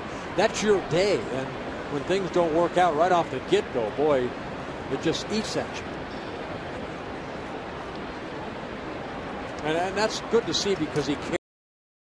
Some pitchers will go in and to shower and say, okay, that is just a bad day. You can see, still talking to Anderson. He cares. He cares that it didn't work his way today. There will be better days, Brian Dunsing. Torrealba, the hitter, he fouls it back. It's 1-2. Well, it's just ironic how it works out here. The Twins were saving Swarzak a few days ago because they weren't sure about Francisco Liriano's shoulder. That was okay. Then they saved him for last night because they weren't sure about Nick Blackburn's back. And now Dunsing has been as reliable as could be. Ends up leaving early because he got cuffed around and was out there for an eternity in the 2nd inning. So Swarzak has to come in and relieve him.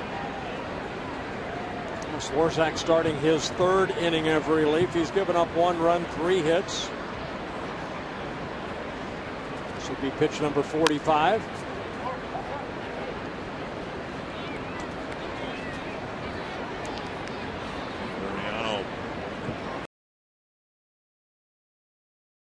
Take his turn in the rotation for a while.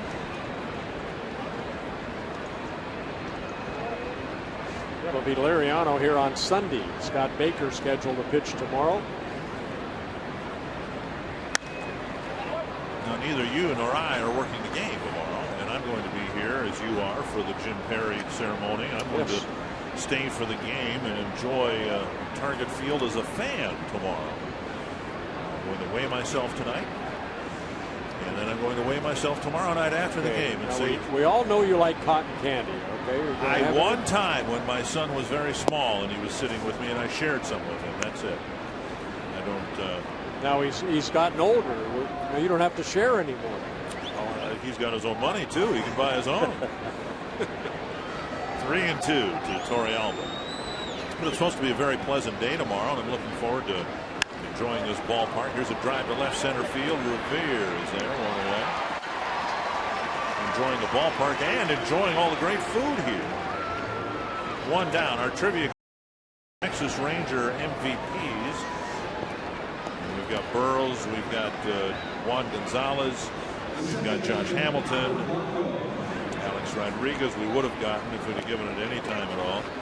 And another Rodriguez. So we would have named them all if we'd have had enough time. And again, all we needed was 1.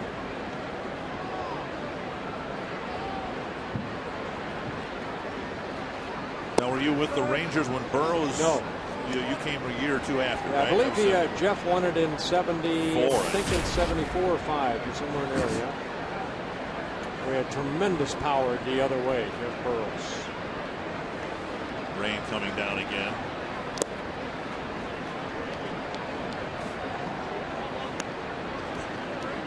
(2-0). Oh, 50 pitches for Swarzak. Ryan Dunsing threw 56 pitches in his 2 innings, 45 pitches in that 2nd inning. The ugly 2nd inning.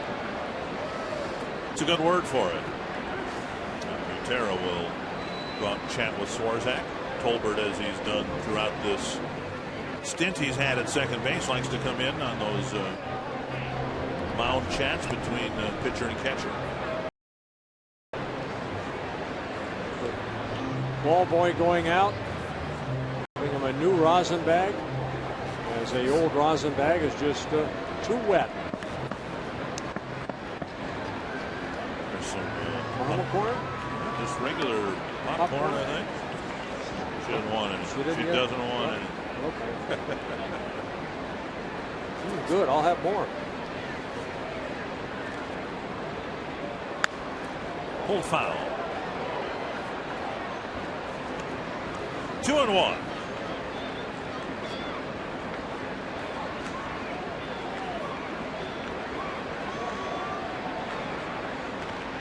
They're going to send Joe Nathan out. to Florida to get him some work. Hopes that he'll rejoin the bullpen. 3-1. A little concern about Matt Capps last night and his availability, but he told Ron Gardenhire today he would be ready to go today if the Twins can turn this game around. There's Capper.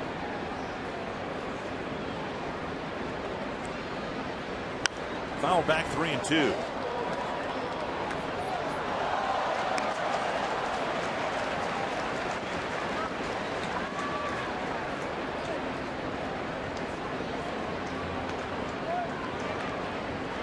Twins have used 14 players they did not leave camp with in spring training. They started the season in Toronto with their 25 players. They've added 14 more to the roster in the first 62 games.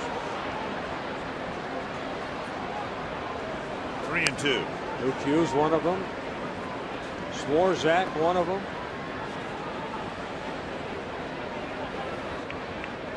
Ben Revere, one of them. Rene Rivera. Jim Hoey. Phil Dumatre. Chuck James. Left center, that's carrying fairly deep. Repko and Revere. It's Revere with the catch. A long at bat. And the second out of the 5th inning. If you're an outdoor enthusiast, you can watch the best outdoor programming tomorrow morning and Sunday morning on Fox Sports North Outdoors. 6 in the morning tomorrow, 8 in the morning on Sunday. It's brought to you by Menards. And it'll teach you so many things you'll need to catch your limit of fish, shoot your limit of pheasants, bag a deer, field dress a deer. Okay, I'm not a hunter. What does field dress mean? You take the guts out in layman terms. Okay. What a bag a deer? That would be shooting it, tagging it. Yeah. And you only get one deer?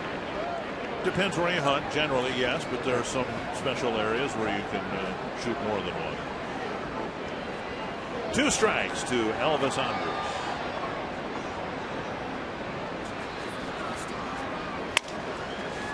Awful, sickening sound of a bat breaking. Hey, it's a 3rd out. Gotta love it. A 1-2-3 for the Rangers.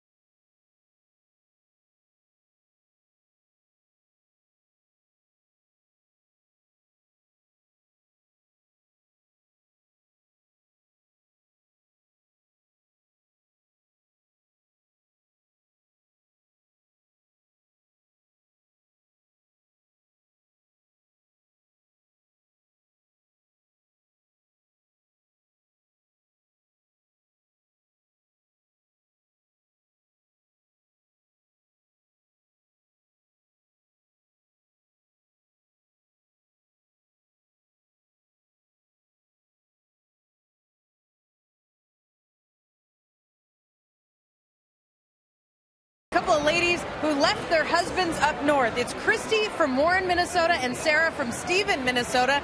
You tell me your husbands are watching. You took a girls' trip, though, here to Target Field. What do you want to say to your husbands tonight? I love you. Come on. Jason, I'm having so much more fun than you are. And you got a circle from Bert and $100 worth of scratch-off tickets from the Minnesota State Lottery. Woo!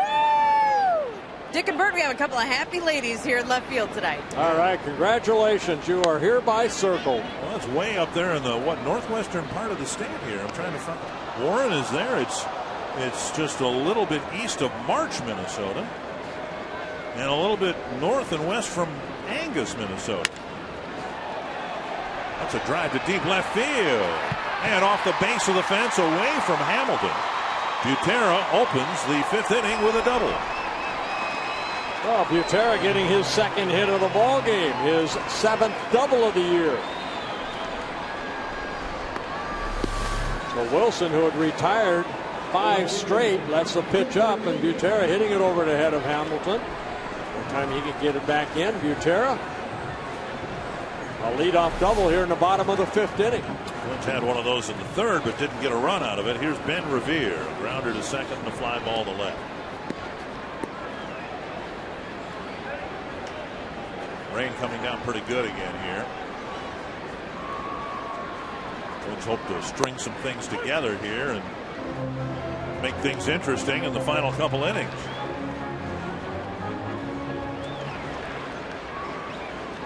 One strike to Revere.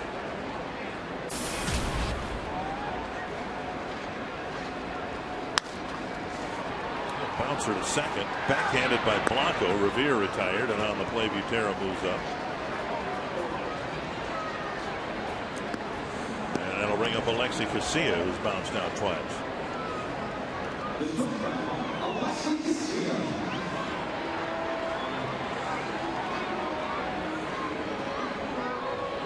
Casilla, a bouncer to 3rd, a ground ball to 1st.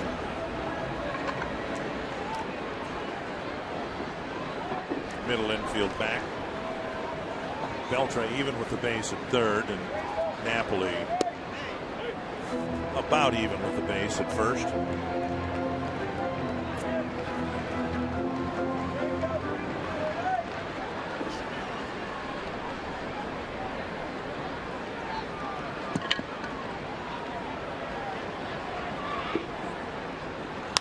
Popped up. Short right field. Cruz has already got 1 assist. Twins aren't about to run on him here. That's out number 2. You can ask us a question online if you'd like. carsoup.com/baseball is where you go. And tonight's question, Terry Ambler from Altoona, Wisconsin. Can a switch hitter change sides during the same at bat? Let's say, for instance, Casilla was at the plate, and in the middle of this at bat, Wilson was hurt, and the Rangers brought in a right-handed batter. Right.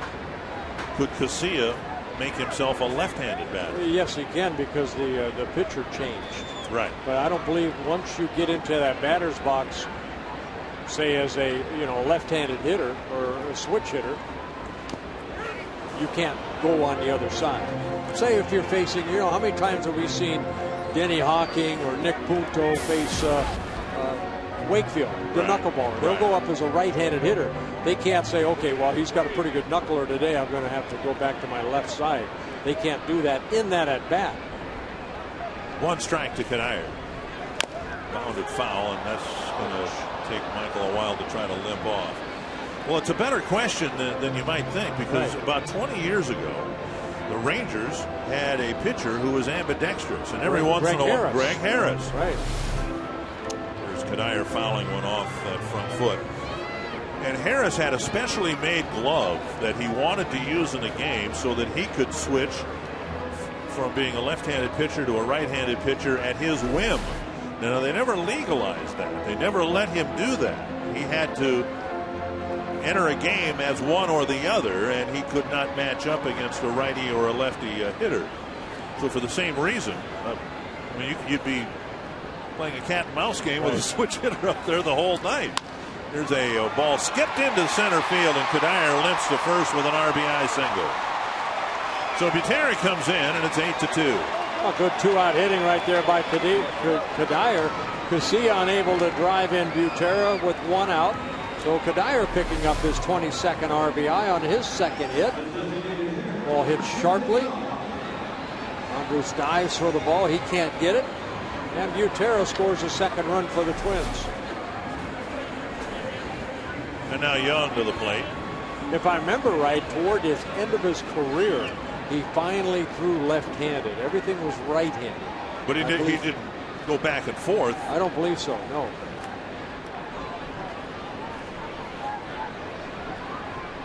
No, he started the game as a lefty. Right. But he showed me his glove once. It was like one of the old-style six-finger gloves, right. Only it broke in two different places. So he could field well with the glove on his right hand or his left hand. And fouled back, 2 strikes to Delmon Young. George Brett was ambidextrous. He could throw both hands. Seriously. And pretty good at it. Oakland had a player, Donnie Hill, that I played with Anaheim. Most of his career was with Oakland, but he could also throw left and right. Concept's window of opportunity with Delmon Young behind in the count 0-2. High and tight. Donnie Hill was with the Twins briefly in the late 80s. Well, I always thought switch hitting in baseball had to be the most difficult thing in any sport to do. And then imagine switch pitching with your mechanics, right-handed and then left-handed.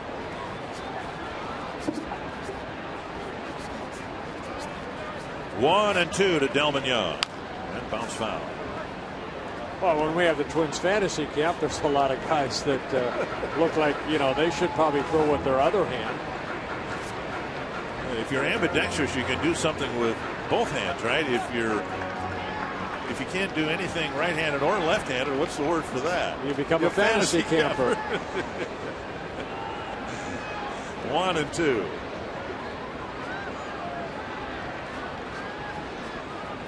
Twins need a long ball here to jump back into this game. That's a 2-hopper to short. And the inning ends. Twins get 1 back. Butera starts the inning with a double. Kadire drives him in with a single.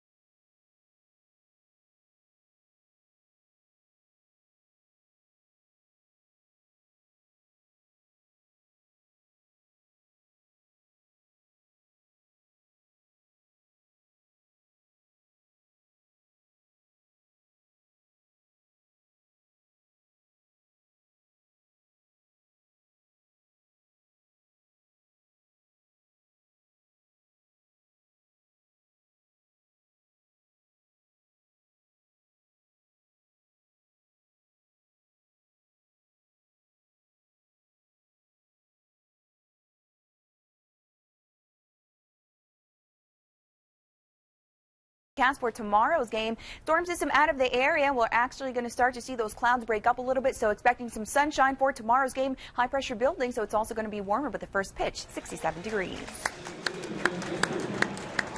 Twin fans, go to foxsportsnorth.com and click on the Circle Me Bert to submit an email on why your sign should be circled on an upcoming home game. There you go. And if you're one of the lucky winners, you'll get a chance to come up to the broadcast booth. We'll reveal 2 of the sections the morning before each game. One will be listed on foxsportsnorth.com and the other on KFAN.com. Off of Swarzak. Casilla bare hands it and will hang on with Gentry flying down the line. He'll get an infield hit. And looked like it got Swarzak right in the backside.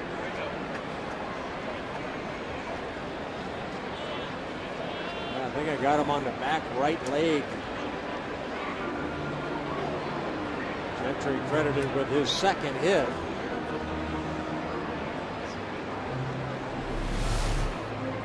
Watch.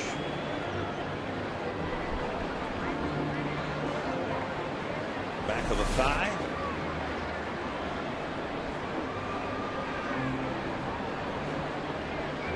He'll get to throw maybe a 1 or 2 and see how he is.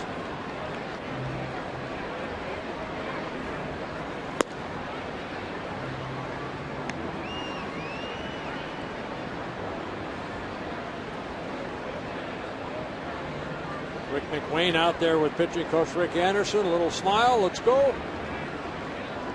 Dana DeMuth wanting to see the ball.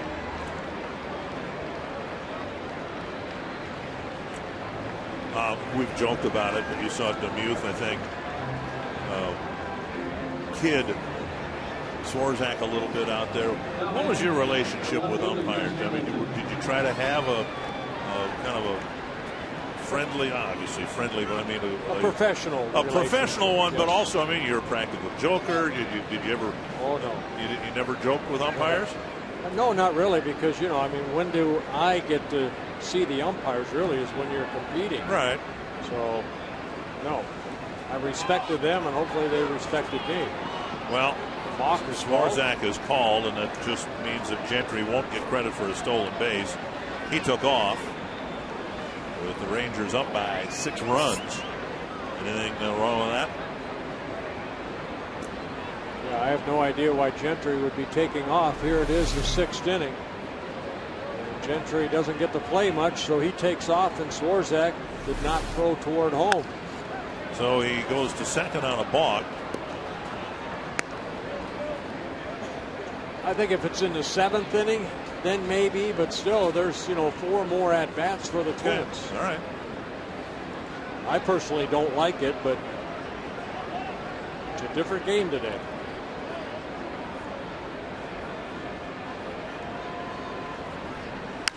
Hamilton flips another one foul.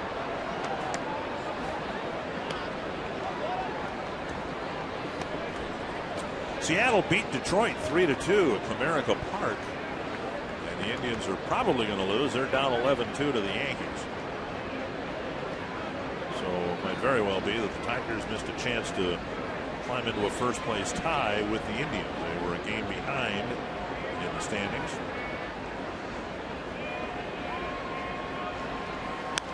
Fouled away again.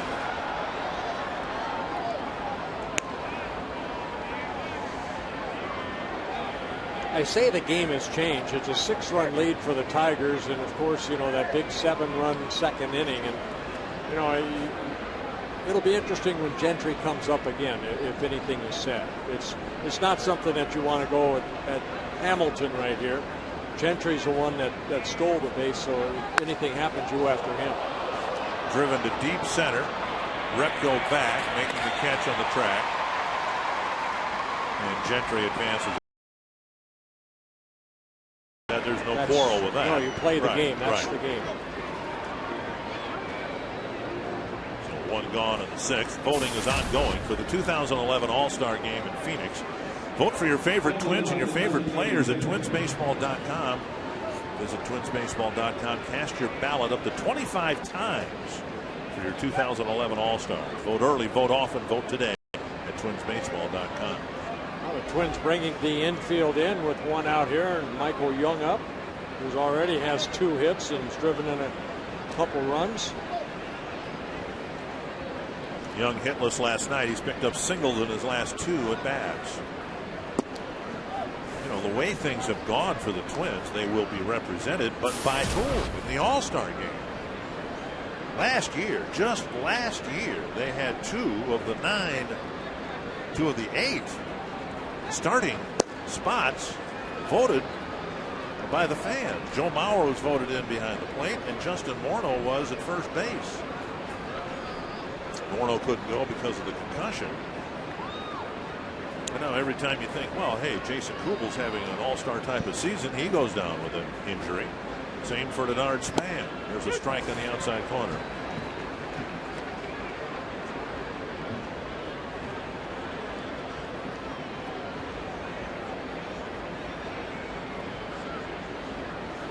Two and one to Michael Young.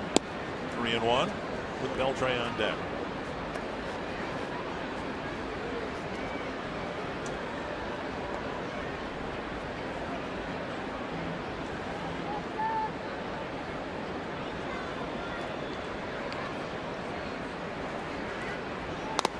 And a foul. 3-2.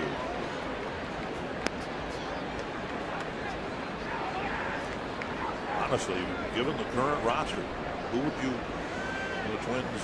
We hope that Kubel comes back and is, puts a good streak together, so he would represent the Twins. Maybe just 1 week will be enough for Span to rejoin the lineup. That's the hope. Up the middle and through the drawn-in infield, and Gentry will score. So another run for the Rangers, and they lead it again by 7. Yeah, Young picking up his third RBI of the ball game. Now a 9-2 lead for the Rangers. And Gentry scores for the third time in the ball game. 3-2 fastball, right back up the middle.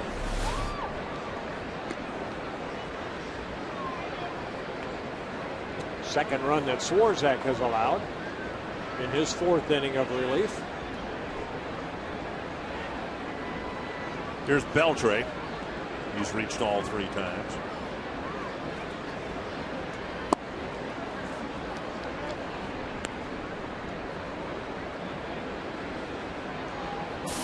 We mentioned last night, I think, that when the Rangers signed Beltre, Michael Young politely, properly expressed to the Rangers that he would just as soon go someplace else and play. Didn't make a real big deal about it, but the Rangers, to their credit, the front office handled it so discreetly. They smoothed things over, and now this Ranger team playing as good a baseball as anybody. Well, the thing about Young, they thought, he can DH, but we saw him at second base. He could play short, he could play third, give Beltre some time off. 1-2. Kinsler misses a little time because he's on paternity leave, and so Young fills in at second base.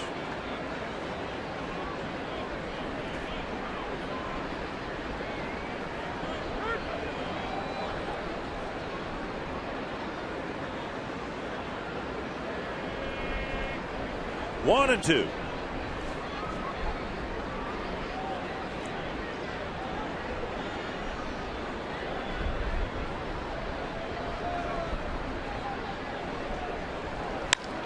Deep to center.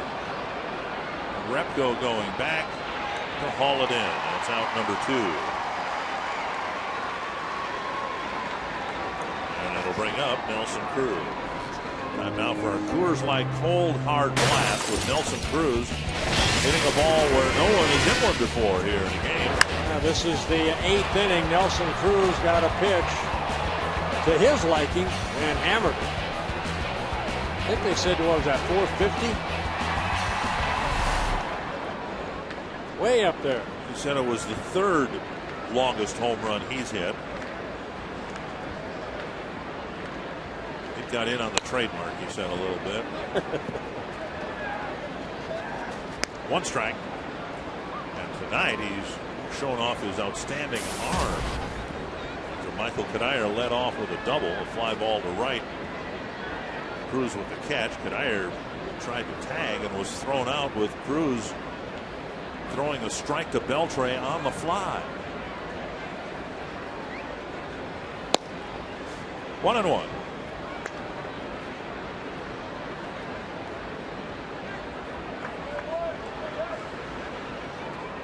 '75 pitches for Swarzak, 48 of them strikes.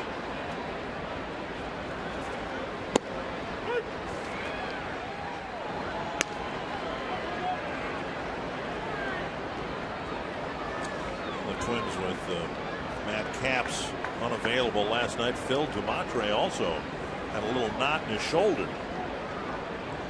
So the Twins bullpen a little dinged up. When haven't they been? But the last thing they needed was their starting pitcher going just 2 innings, and they'll milk every possible inning or out for that matter they can get from Anthony Swarzak.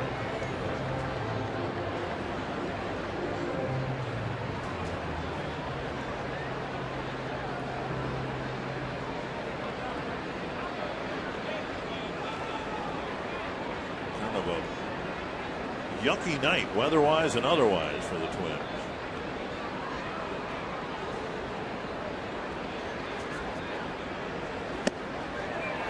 And Cruz strikes out to end the inning. The Rangers get a leadoff single and another run in the 6th.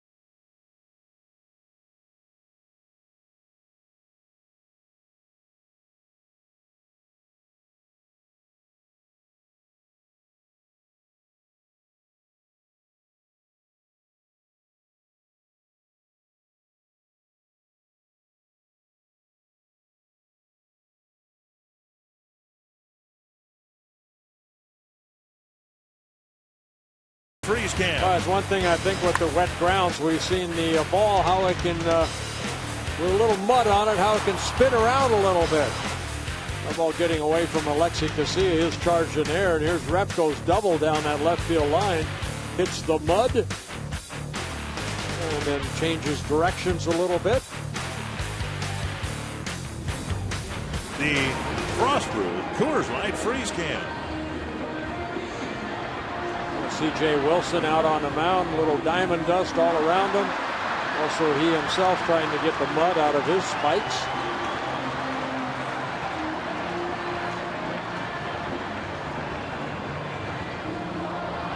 So again, the grounds crew had to work immeasurably more than they did a year ago, and it seemed like every day was a bluebird day and sunny and 75. And I don't know if we've had one of those days yet this year. And they do such a great job with this field. In addition, we as fans come out and we see this beautiful field, but a lot of hours go into making this field the way it has looked throughout baseball.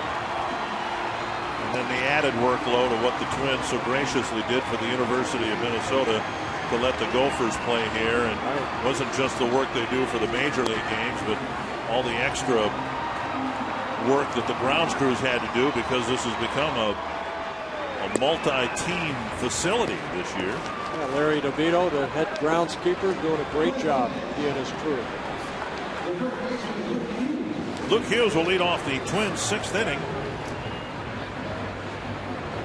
against C.J. Wilson. The Twins have had some chances. They pecked away at Wilson, and in terms of having decent at-bats and keeping after it, 7 hits, couple of runs against this guy. That's not bad. You know, again, Wilson came into the ball game 82 strikeouts and 89 innings pitched, and he doesn't have a strikeout yet. Only 1 walk.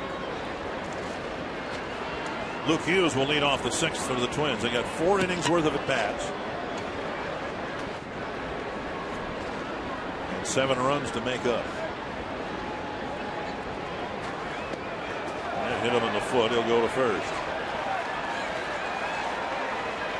So Wilson who's given up a couple of leadoff doubles now. It's the leadoff man in the 6th. Yeah, that a breaking ball that got Luke Wilson. Looked like the back foot. Yep, the back right foot.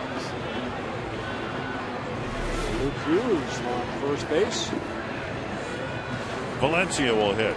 Ground ball to the right side, a ground ball to the left side. The Twins really need Valencia to get things going.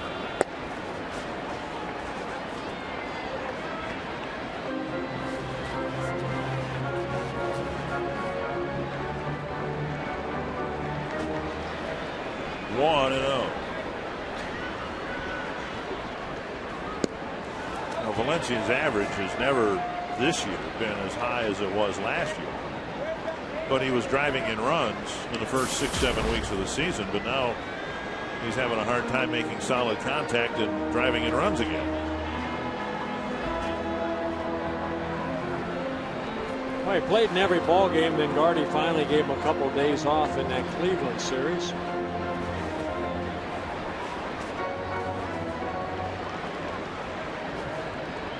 Two and out to Valencia. 3-0 with Repko on deck. Now it won't come into play here because of the score. But Wilson typically has been pretty easy for teams to run on. More often than you'll have a left-hander, particularly a really good one like Wilson is. And the teams have stolen on him 9 times in 10 tries. There's a pitch wide of the plate and a hit batter, now a walk, and the Twins have runners at first and second with nobody out. Yeah, it's how rallies start right here. Wilson with his second walk of the ball game. Repko doubled over third base and scored in the second, then hit a fly ball to right.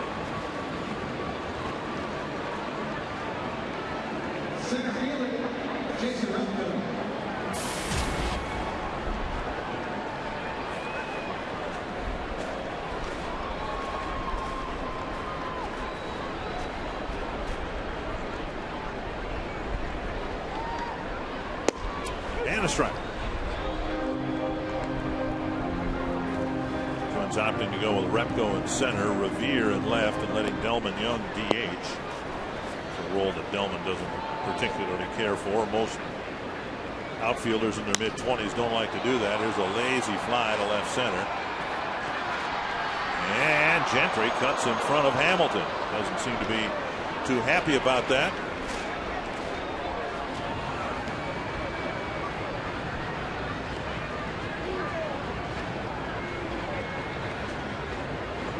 So one down.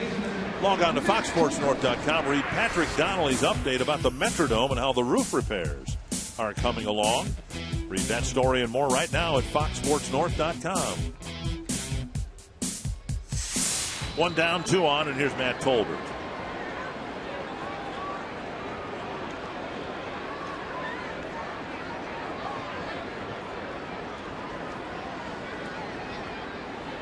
Ball one.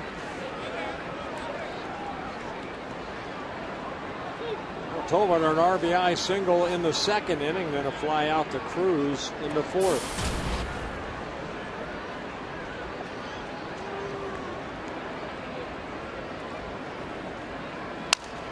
Thrusted bat and a bouncer foul.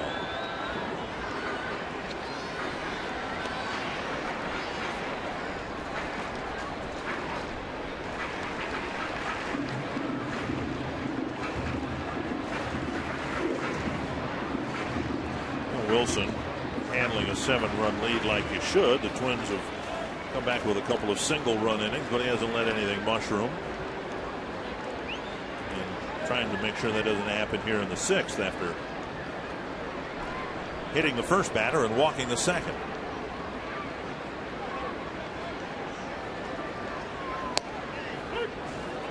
One and two.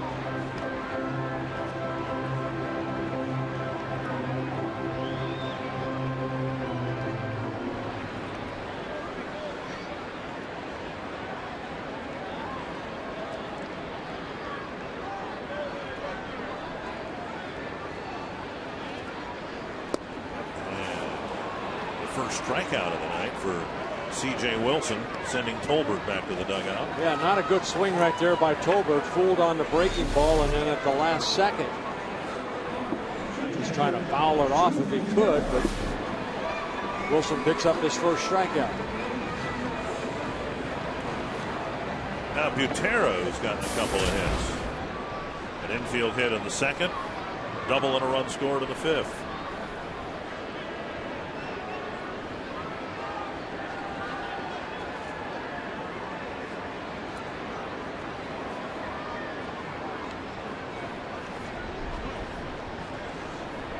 Christopher John Wilson, 30 years old, signed by the Rangers back in 2001. This is his 7th season with the Rangers, his 2nd season starting. 33 starts last year, 15 and 8. A very good 3.35 earned run average.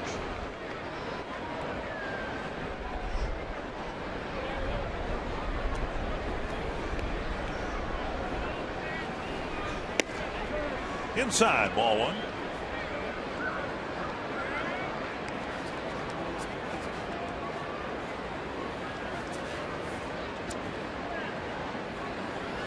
Degrees the other day and probably about 45 right now. Not just a stocking cap, that man was wearing a snowmobile stocking cap.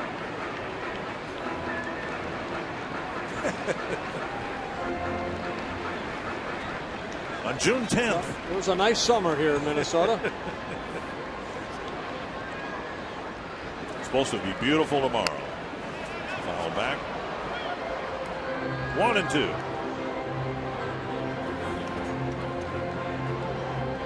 '87 pitches for Wilson. Trying to clean things up here in the 6th inning.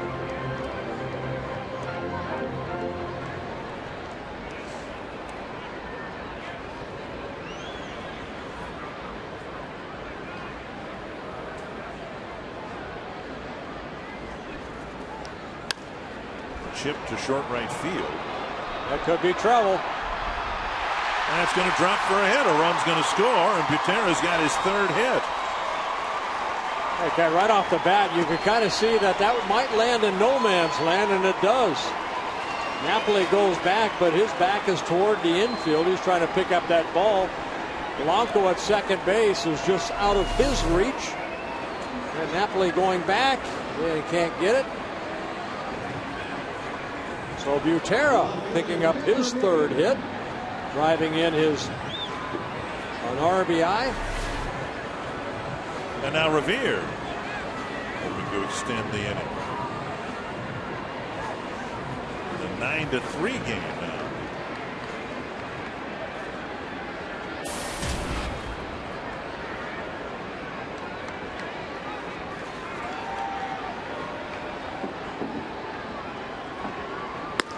Very high.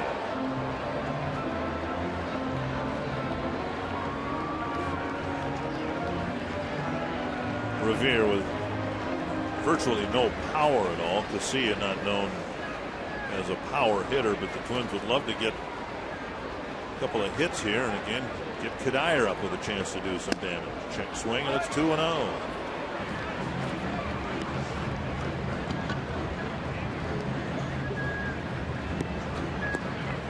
No activity in the Ranger pen. They're going to let Wilson try to get the 3rd out here.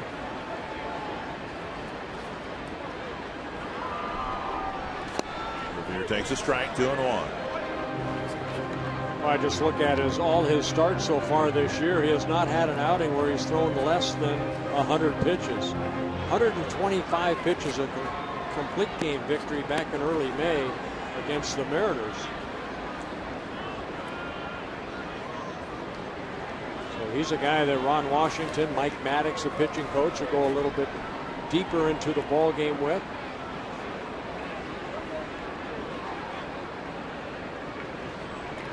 Now the bullpen starting to stir a little bit. That's hit up the middle. Andrus knocks it down, flips to the second baseman Blanco. Nice play. Great play by Elvis Andrus to end the inning, and the Twins get just the 1 run.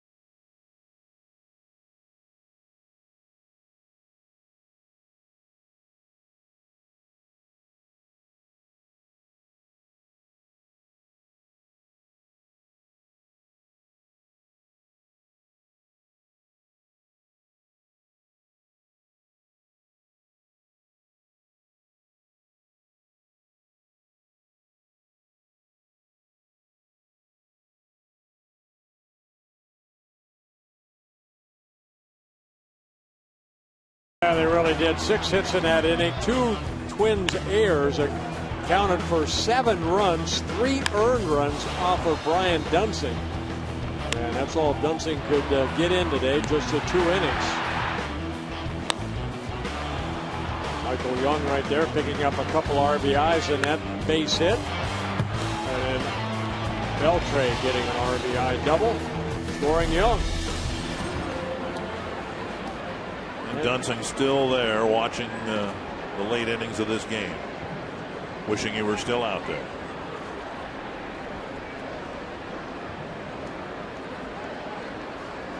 You mentioned something to me. I don't think on the air we see Dunsing sitting there. He apparently doesn't ice. Here's a drive to left, and Revere with a leaping catch, happily retired.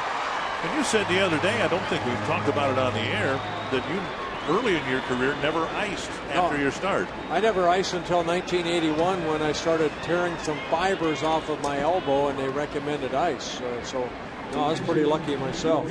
But nowadays, it's pretty much standard operating procedure. Most guys ice their shoulder and elbow after they start. Right. And Dunsing, as far as we can tell from our camera shots, he's just stayed in the dugout throughout. Ice wasn't really in baseball. I think probably the first person to ice was Sandy Koufax with his arthritic elbow. Ice was mainly just to keep the beer cold. That's why you didn't ice. If you had to ice, the beer wouldn't have been cold. That's right.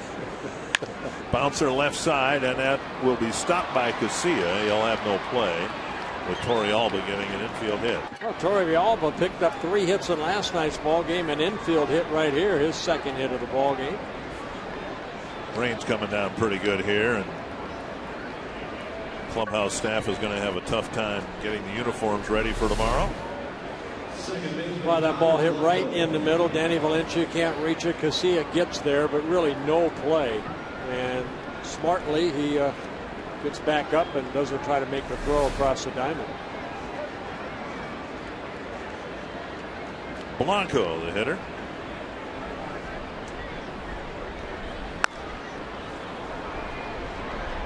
Short right field. Kadire comes in. Out number 2.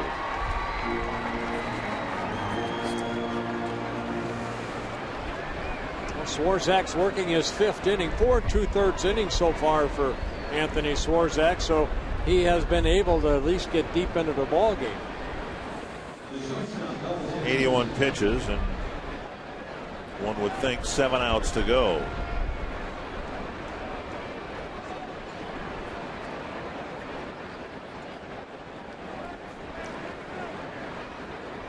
Elvis Andrus heading back to the on-deck circle to get a little more stickum with the rain coming down. You know, umpires don't like that, but my goodness, we've seen so many bats come out of players' hands when it's dry. You'd rather have the player go to the on-deck circle, at least I would, rather than hurl the bat into the stands. Yeah, you know, baseball's been trying to speed up the game, but again, you're right, Dick, that you need that stickum on the bat. And pitchers need it on their fingers, too. And Blanco's at bat lasted all of 1 pitch, so it's not like Andres had 2.5 minutes to prep his bat. 1 strike. And Andres lifts it foul into the seats. But now that would constitute a foreign substance. A sticky substance of some sort. No, I think it was probably made in the United States. So then doesn't count as a foreign substance. No, it's not foreign.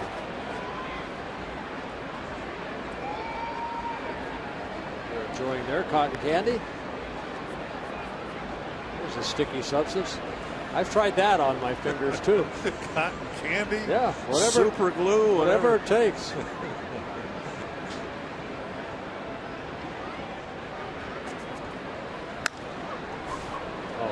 Tolbert's chasing after it and makes a nice running catch. Just like he's a wide receiver in football.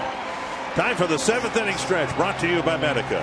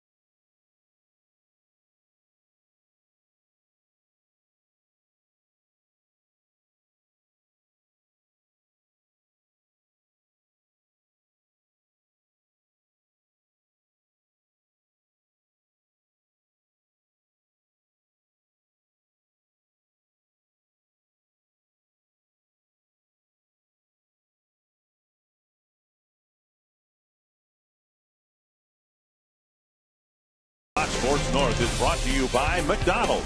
Try a strawberry banana or wild berry real fruit smoothie today.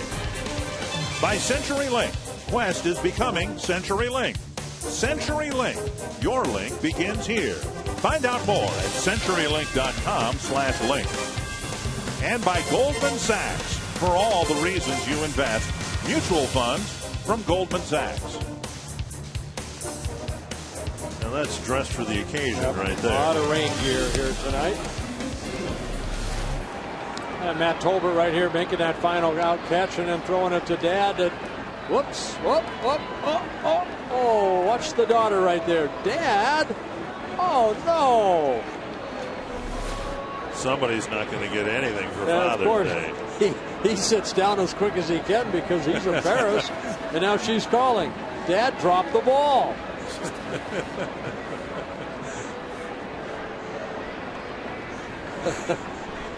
You're on TV right now.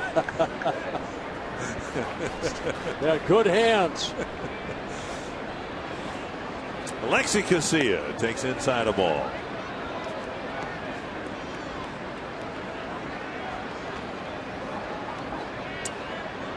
Casilla on the night. A couple of ground balls and a fly to right. He's cooled off considerably since that wonderful series he had in Kansas City. Well, he got the big hit in last night's win over the Rangers. End of the ball game and his 5th walk-off win, or walk-off base hit. 1-2.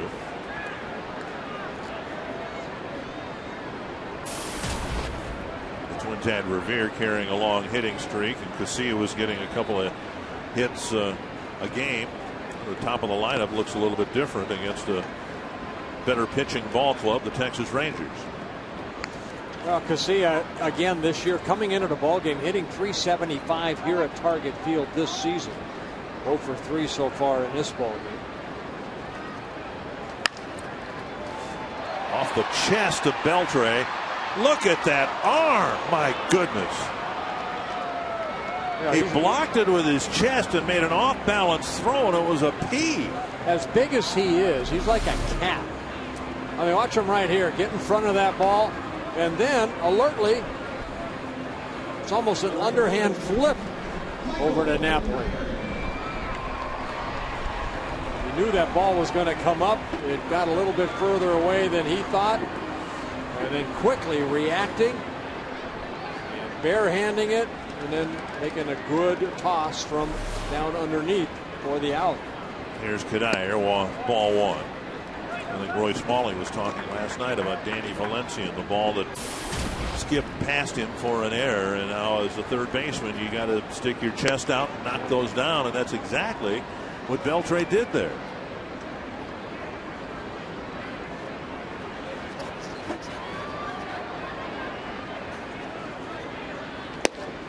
Strike on the outside corner, 2-1 to Kadire.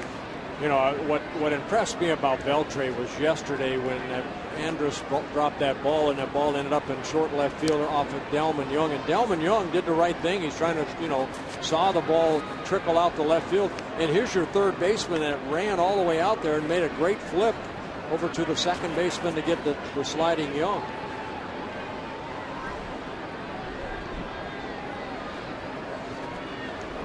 Inside, 3-2, Kadire. Michaels walked, gotten a couple of hits, driven in a run, continuing to hit the ball well.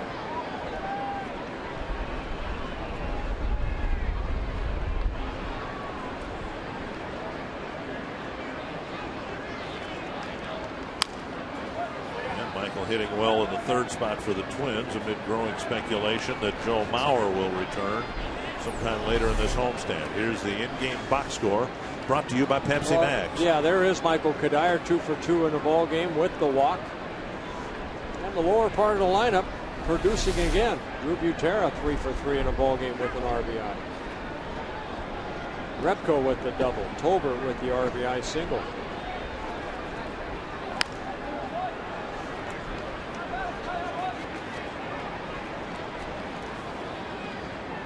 Indians trying to come back on the Yankees. It's 11-7, ninth inning with a couple of men aboard for Cleveland. You know, you asked me earlier about the All-Star game. Yeah. Who might How about this guy right here? I know he started off poorly, but he's been picking it up a little bit. He's never made the All-Star team, but he's been so valuable to this ball club because of all the injuries. Kanayer draws a walk, and Mike Maddox will come to the mound. Well, here's a look at the impact Adrian Beltre had defensively. Well, right here, you got the force out at third base again, almost from, his bottom end he makes the throw. And this is the play I'm talking about right here. Look at Beltre hustle over there. Delman Young credited with an infield hit, but then the quick throw over to Young to get Delman Young. And then going in the hole and showing off that great arm that he has. That was a line drive out, and then he just made that great play off the bat of Casilla. The rain's really coming down here, about as hard as it's rained all night long.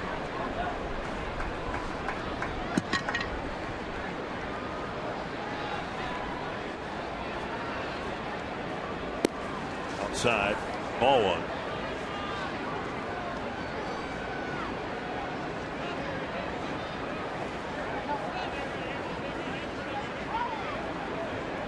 Yoshinori Tateyama,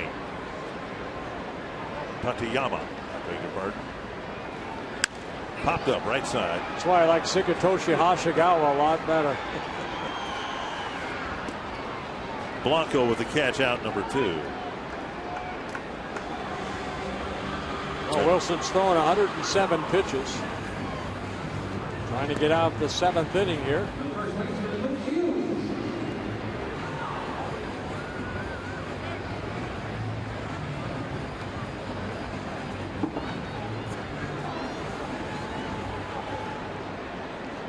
Hughes hit by a pitch to start the 6th inning. Scored on Buterra's single.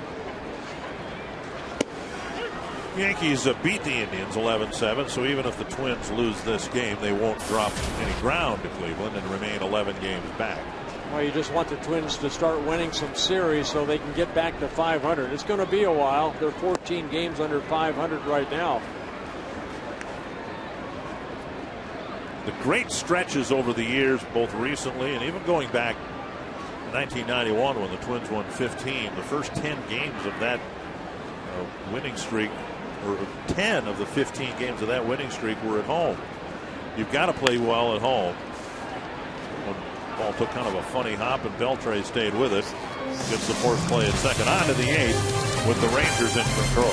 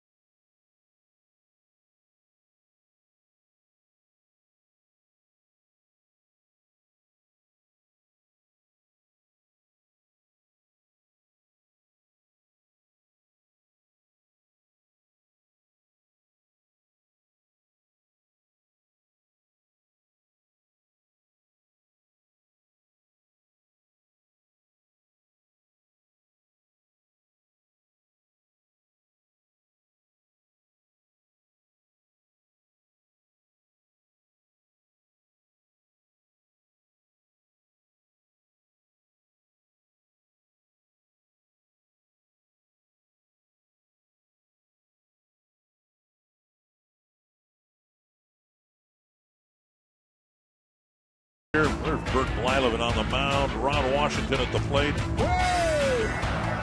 Yeah, that was the first one. I was warned right there. But by Don Shelby, who cares what he thinks? Well, they didn't show the other one. I threw two behind him. And there's Wash pulling the hammy. And the Rangers enjoying that. Christian Guzman right there. Yeah. Well, Ron Washington was with the Twins during the formative years. And some lean years in there, too, including 1982 when the Twins had their worst year in terms of wins and losses, 102 losses. But within that team were the seeds of a championship ball club. The likes of Herbeck and Gaetti and Viola and Laudner. And Ron Washington was with the Twins through 1986. He gives Kirby Puckett, gave Ron Washington a lot of credit for him growing up in the game of baseball. Washington was cut spring training of '87. Ron Gardenhire was trying to make that club. This one squirted. Tolbert picks it up, fires quickly. And Gentry, who stole a base with a 6-run lead in the 6th, is retired on a close play here in the 8th inning. Almost looked like he hurt himself when he hit the bag. Well, it was Gentry who hit the ball back to Swarzak to lead off the 6th inning. This one here, back up the middle. Swarzak gets out of the way, but Tolbert comes in, makes a nice quick throw over to Hughes for the first out. So one down in the 8th, and Josh Hamilton will hit. Anyway, the Twins were looking for a utility infielder in '87, and they had acquired Al Newman from Montreal. Newman ended up winning the job. And then Ron Gardenhire was sent down to Portland his last year as a player. Ron Washington was released and then had to watch the Twins and his dear friends win a world championship in 1987. Oh, the young Twins at that time learned a lot from that man. And now he's the boss, the manager, with a very good Texas Ranger ball club. Hamilton hit by a pitch, and he'll go to first. Hit him right in the elbow pad. So Swarzak, you see something like that, you wonder whether might not be running out of gas a little bit. Well, second hit batsman for Swarzak. He hit Gentry back in the 4th inning. See Hamilton just kind of using that pad. Hamilton's aboard. Twins won't hold him on, and Young will hit.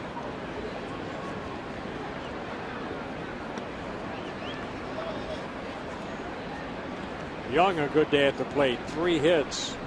He's driven in 3 runs and scored a run. Now, when we think back to that '87 team, Twins obviously made the right choice because Al Newman was a good enough player to last through the '91 World Championship ball club. But I always felt bad for Ron Washington, who gave the Twins organization everything he had and took his lumps as well as Ken Herbeck and all the other guys. Just wasn't there for the payday at the end in '87. Good baseball man. Fouled away, 1-2.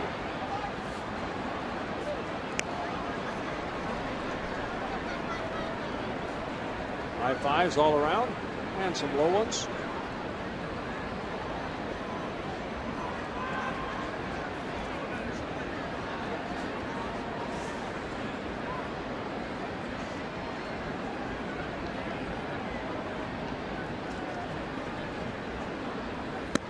Very high, 2-2.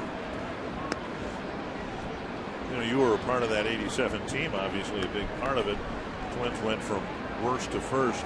They were also a member of a championship team in 1979 with the Pirates. How were the Pirates in '78, the year before? Good ball club. I mean, we almost won. We lost to Philadelphia the last couple, 2-3 days of the season in '78.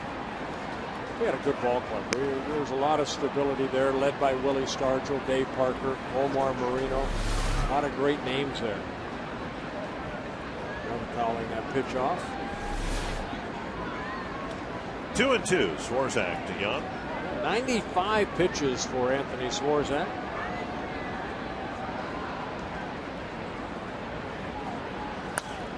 Another foul.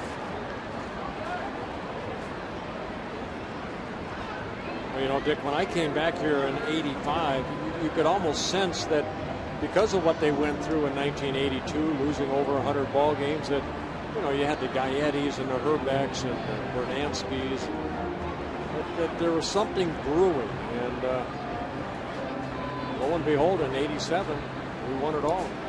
I think an important step, though, was taken in '84 when the team contended and crumbled in the final week of the season. Growing pains. And I think there was a hunger or a fire that burned a little brighter after the disappointment in '84. The Twins were in position to win a division in '84 had they been able to win any games on the road. Difference is in '87 you won enough at home. You didn't have to win on the road.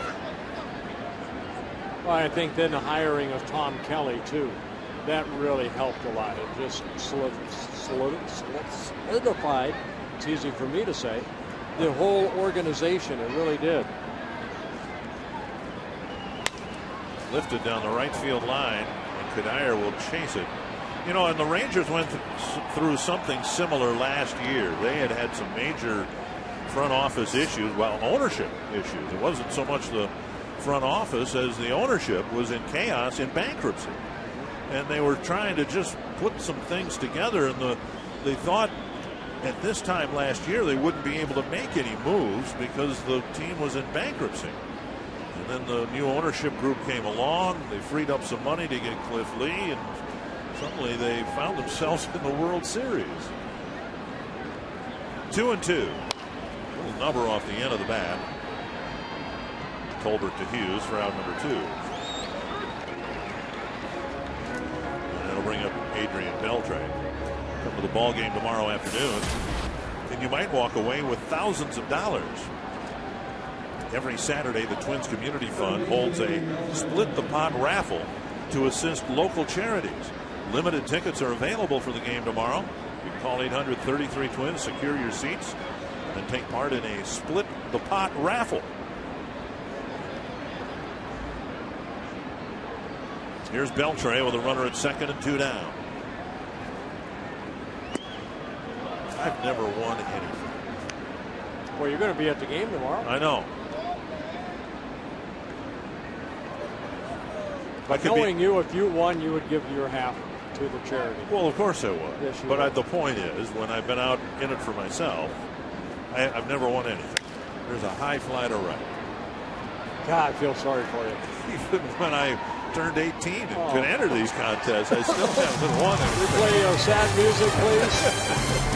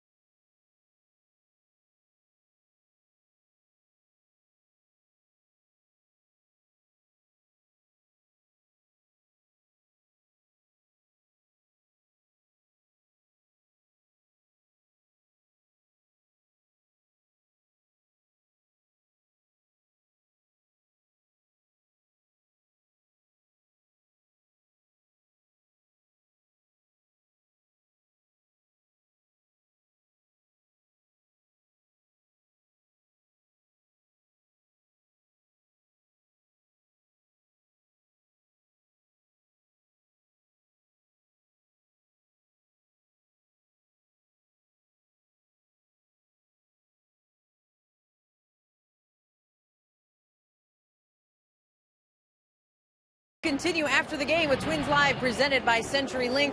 We'll look at how the Twins avoided a rain delay but have been rangered out by Texas here tonight. Plus a career night, 3 hits for Drew Butera. That's a career high for him. And as always, we'll bring you the post-game reaction from Ron Gardenhire on what has been, Dick and Bert, a little bit of a long night for the Twins. Yes, it has. Anthony Swarzak has done his part here to try to keep the bullpen as inactive as possible. He came out of the pen, and now the Rangers turn to theirs as we go to the 8th inning. Yoshinori Tateyama. Tateyama, 35 years old, signed by the Rangers over the winter as a free agent after pitching 12 seasons in Japan. Tateyama making just his 6th appearance for the Rangers this year, called up on May 23rd. This copyrighted telecast presented by the authority of the Minnesota Twins and may not be reproduced or retransmitted in any form. And the accounts and descriptions of this game may not be disseminated without the express written consent of the Minnesota Twins, LLC. Danny Valencia will lead things off. Jason Repko, Matt Tolbert will follow.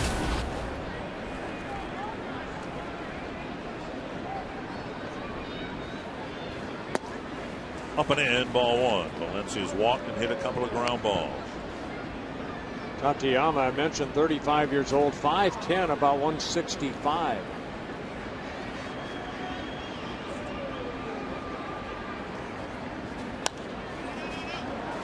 Foul back.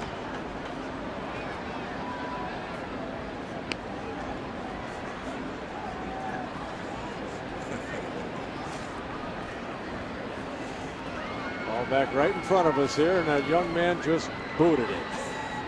And it rolled about 15 chairs over to a woman who wasn't expecting it to roll to her feet. Big slow curveball there. 1-2.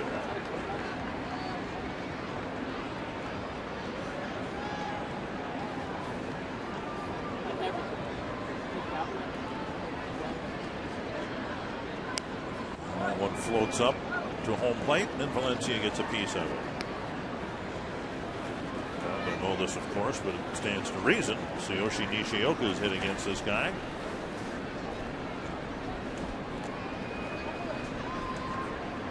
But he's not here.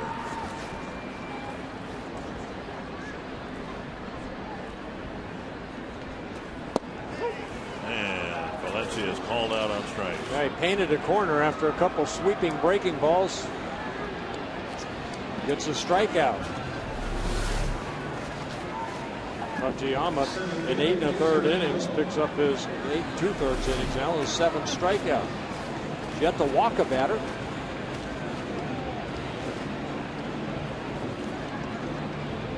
Well, C.J. Wilson worked the first 7 innings, threw 110 pitches. You got that early lead, and you don't want to have anything, like you mentioned, Dick, mushroom, and he did a good job of damage control. He gave up 8 hits, 3 runs all earned on 3 walks and only 1 strikeout.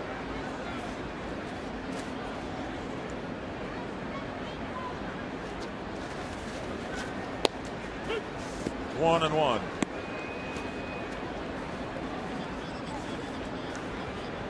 Go doubled and scored in the second. Couple of outfield flies have followed.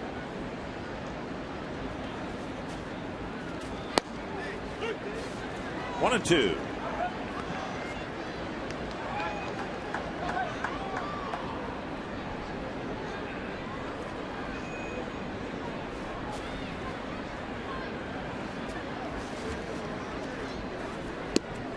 And Repko strikes out number 2.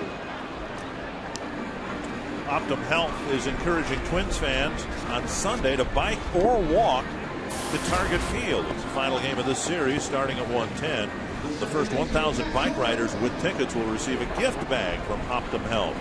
You can log on to twinsbaseball.com, find out the details, and make plans to bike or walk to the ball game. Here's Matt Tolbert. Might have boxed up Torrealba a little bit. I think he's fooled right there. Yeah.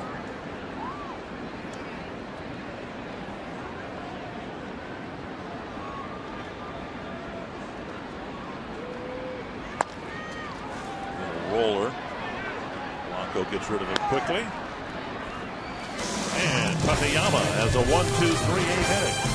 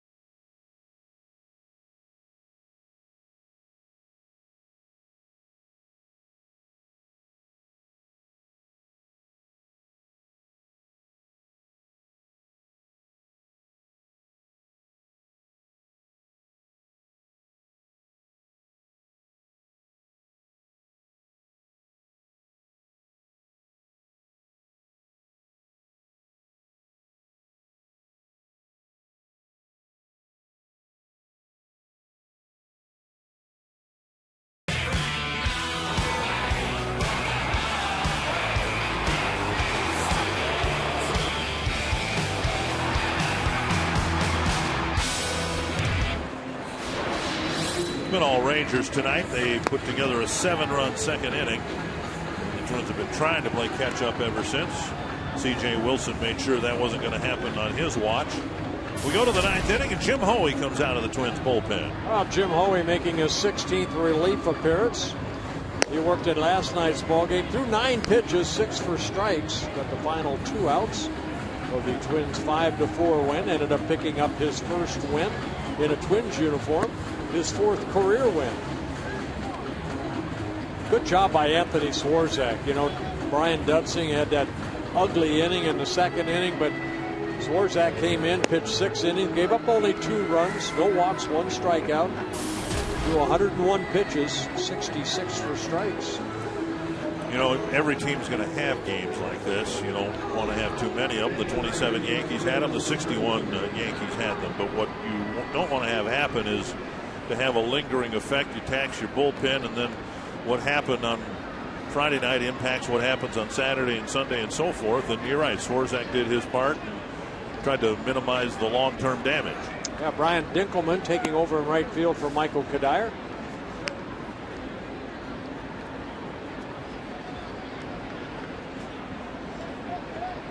Nelson Cruz leading off the Texas ninth. 2-0. Hoey was able to throw strikes last night. Gave the Twins an important outing. Yeah, he kept the score at 4-4, and then the Twins won it in the bottom of the ninth. Alexi Casilla's game-winning RBI single.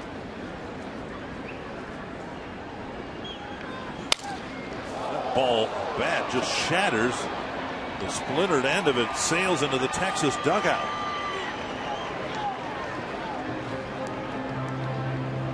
And we'll hope everybody in the dugout is okay. Nelson Cruz has had an 0 for 5 night.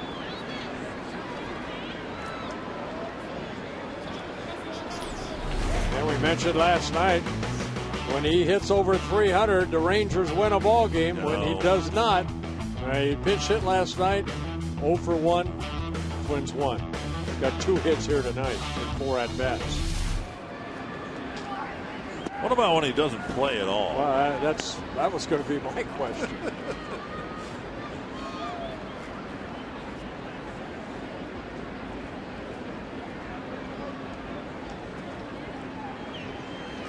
Big swing and a miss, 1-1. A good changeup right there by Hoey.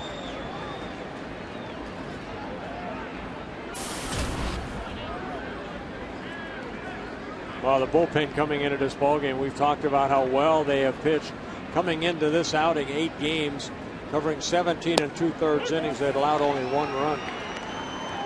Now Swarzak, you know, I mean, he pitched 6 very good innings, only 2 runs allowed.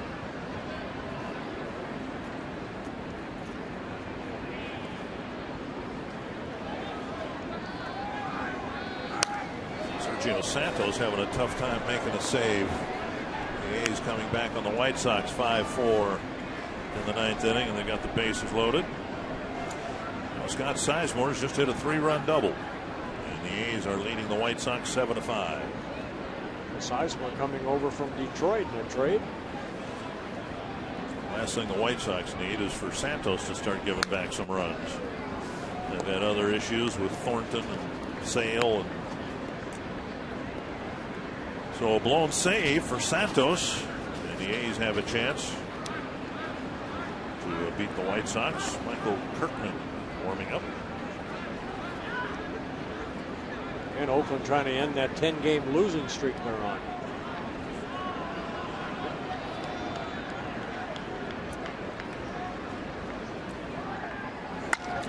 Driven to deep right field. Napoli sending Dinkelman near the warning track, out number 2. As good as Texas has looked, you know, the A's have had the 10-game losing streak. They're 8 games back. I think it's an eminently winnable division for any of the 4 teams.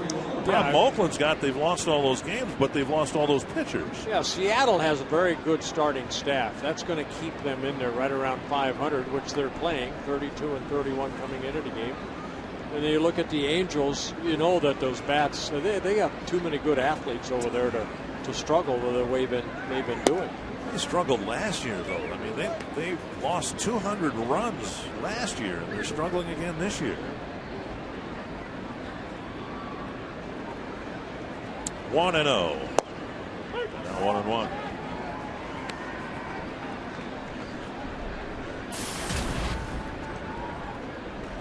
So the division leader Indians, they've lost. Second place team Tigers, they've lost. The White Sox are losing. Obviously the Twins are losing.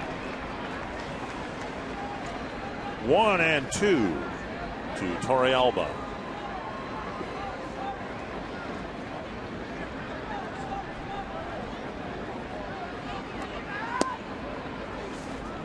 And in that Eastern Division, Boston is on now. They won today. They're on a 7-game winning streak, just sweeping the New York Yankees. For the second time in New York. Yep.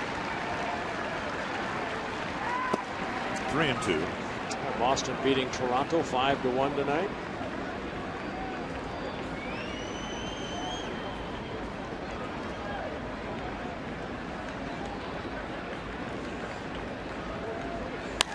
Popped up. Might be playable for Hughes and foul ground. Hoey comes in and has a 1-2-3 top of the ninth.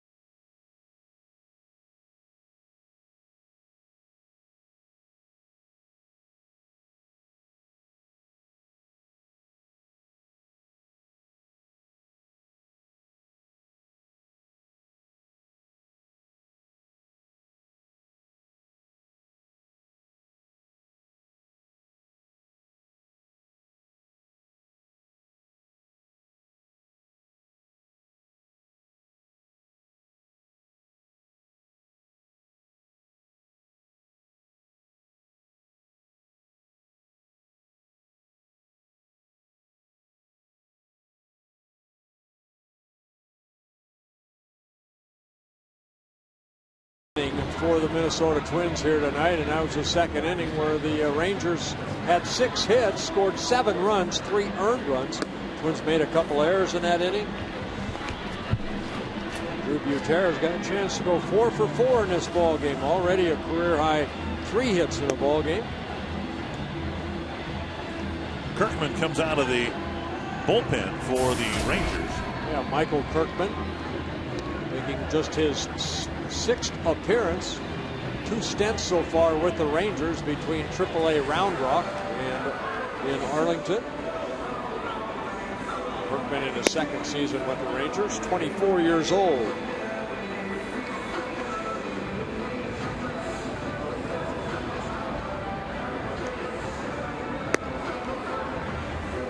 He's got a big lead to work with here as we start the 9th inning. It'll be Butera, Revere, and Casilla due up.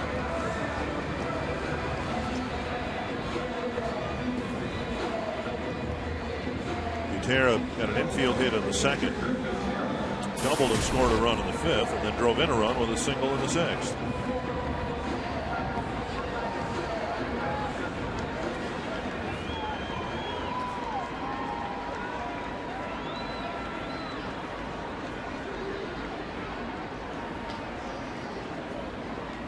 Up and away, ball 1.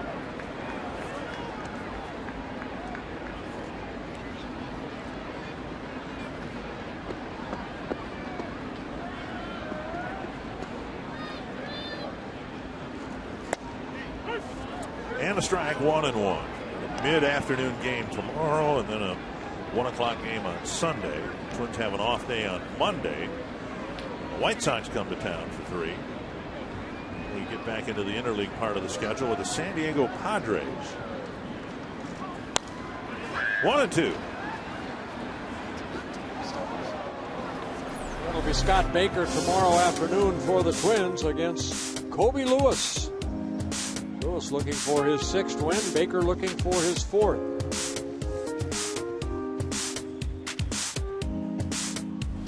Again, before the game, for those of you who have tickets or would like to get them, Jim Perry will join the Twins Hall of Fame tomorrow. Last year it was Greg Gagne who went in. Yo.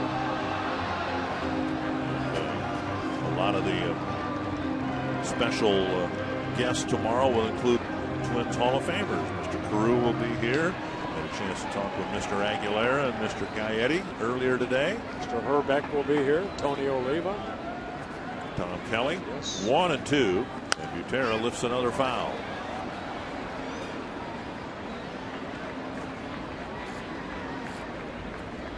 What Jim Perry said about being inducted into the Hall of Fame. This will be as big a deal for him as Gaylord going into the Baseball Hall of Fame was for Gaylord. Swing and a miss. And Butera strikes out to start the 9th. Kirkman picking up a strikeout, breaking ball down and in. Butera swinging through it.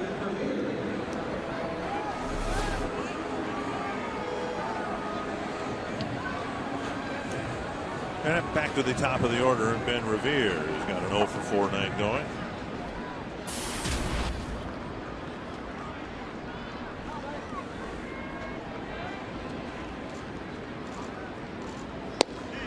And a fastball down the middle of strike.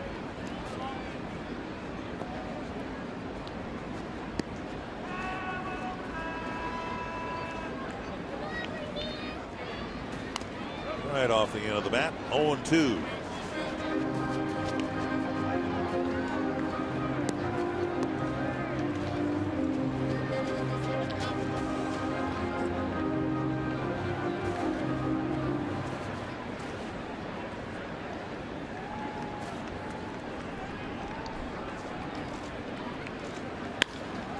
Ground ball to Andrus. Gobbles that up. Low throw, but Napoli with a stretch out, number 2. Although no home runs have been hit in this game yet, the home run challenge continues through Father's Day. And you can make your pledge by calling 800-798-CURE or go online to www.pcf.org. We We had 4 home runs here last night, 2 by each team, and nothing. I guess the closest was Kadyr's drive to left center that went halfway up the fence. Strike 1 to Casilla. Butera hit his double to the base of the fence in left field.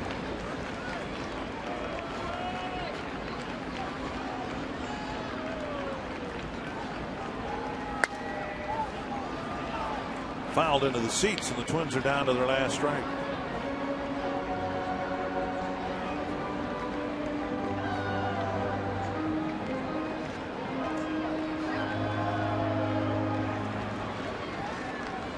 Oh, 2 to Alexi Casilla.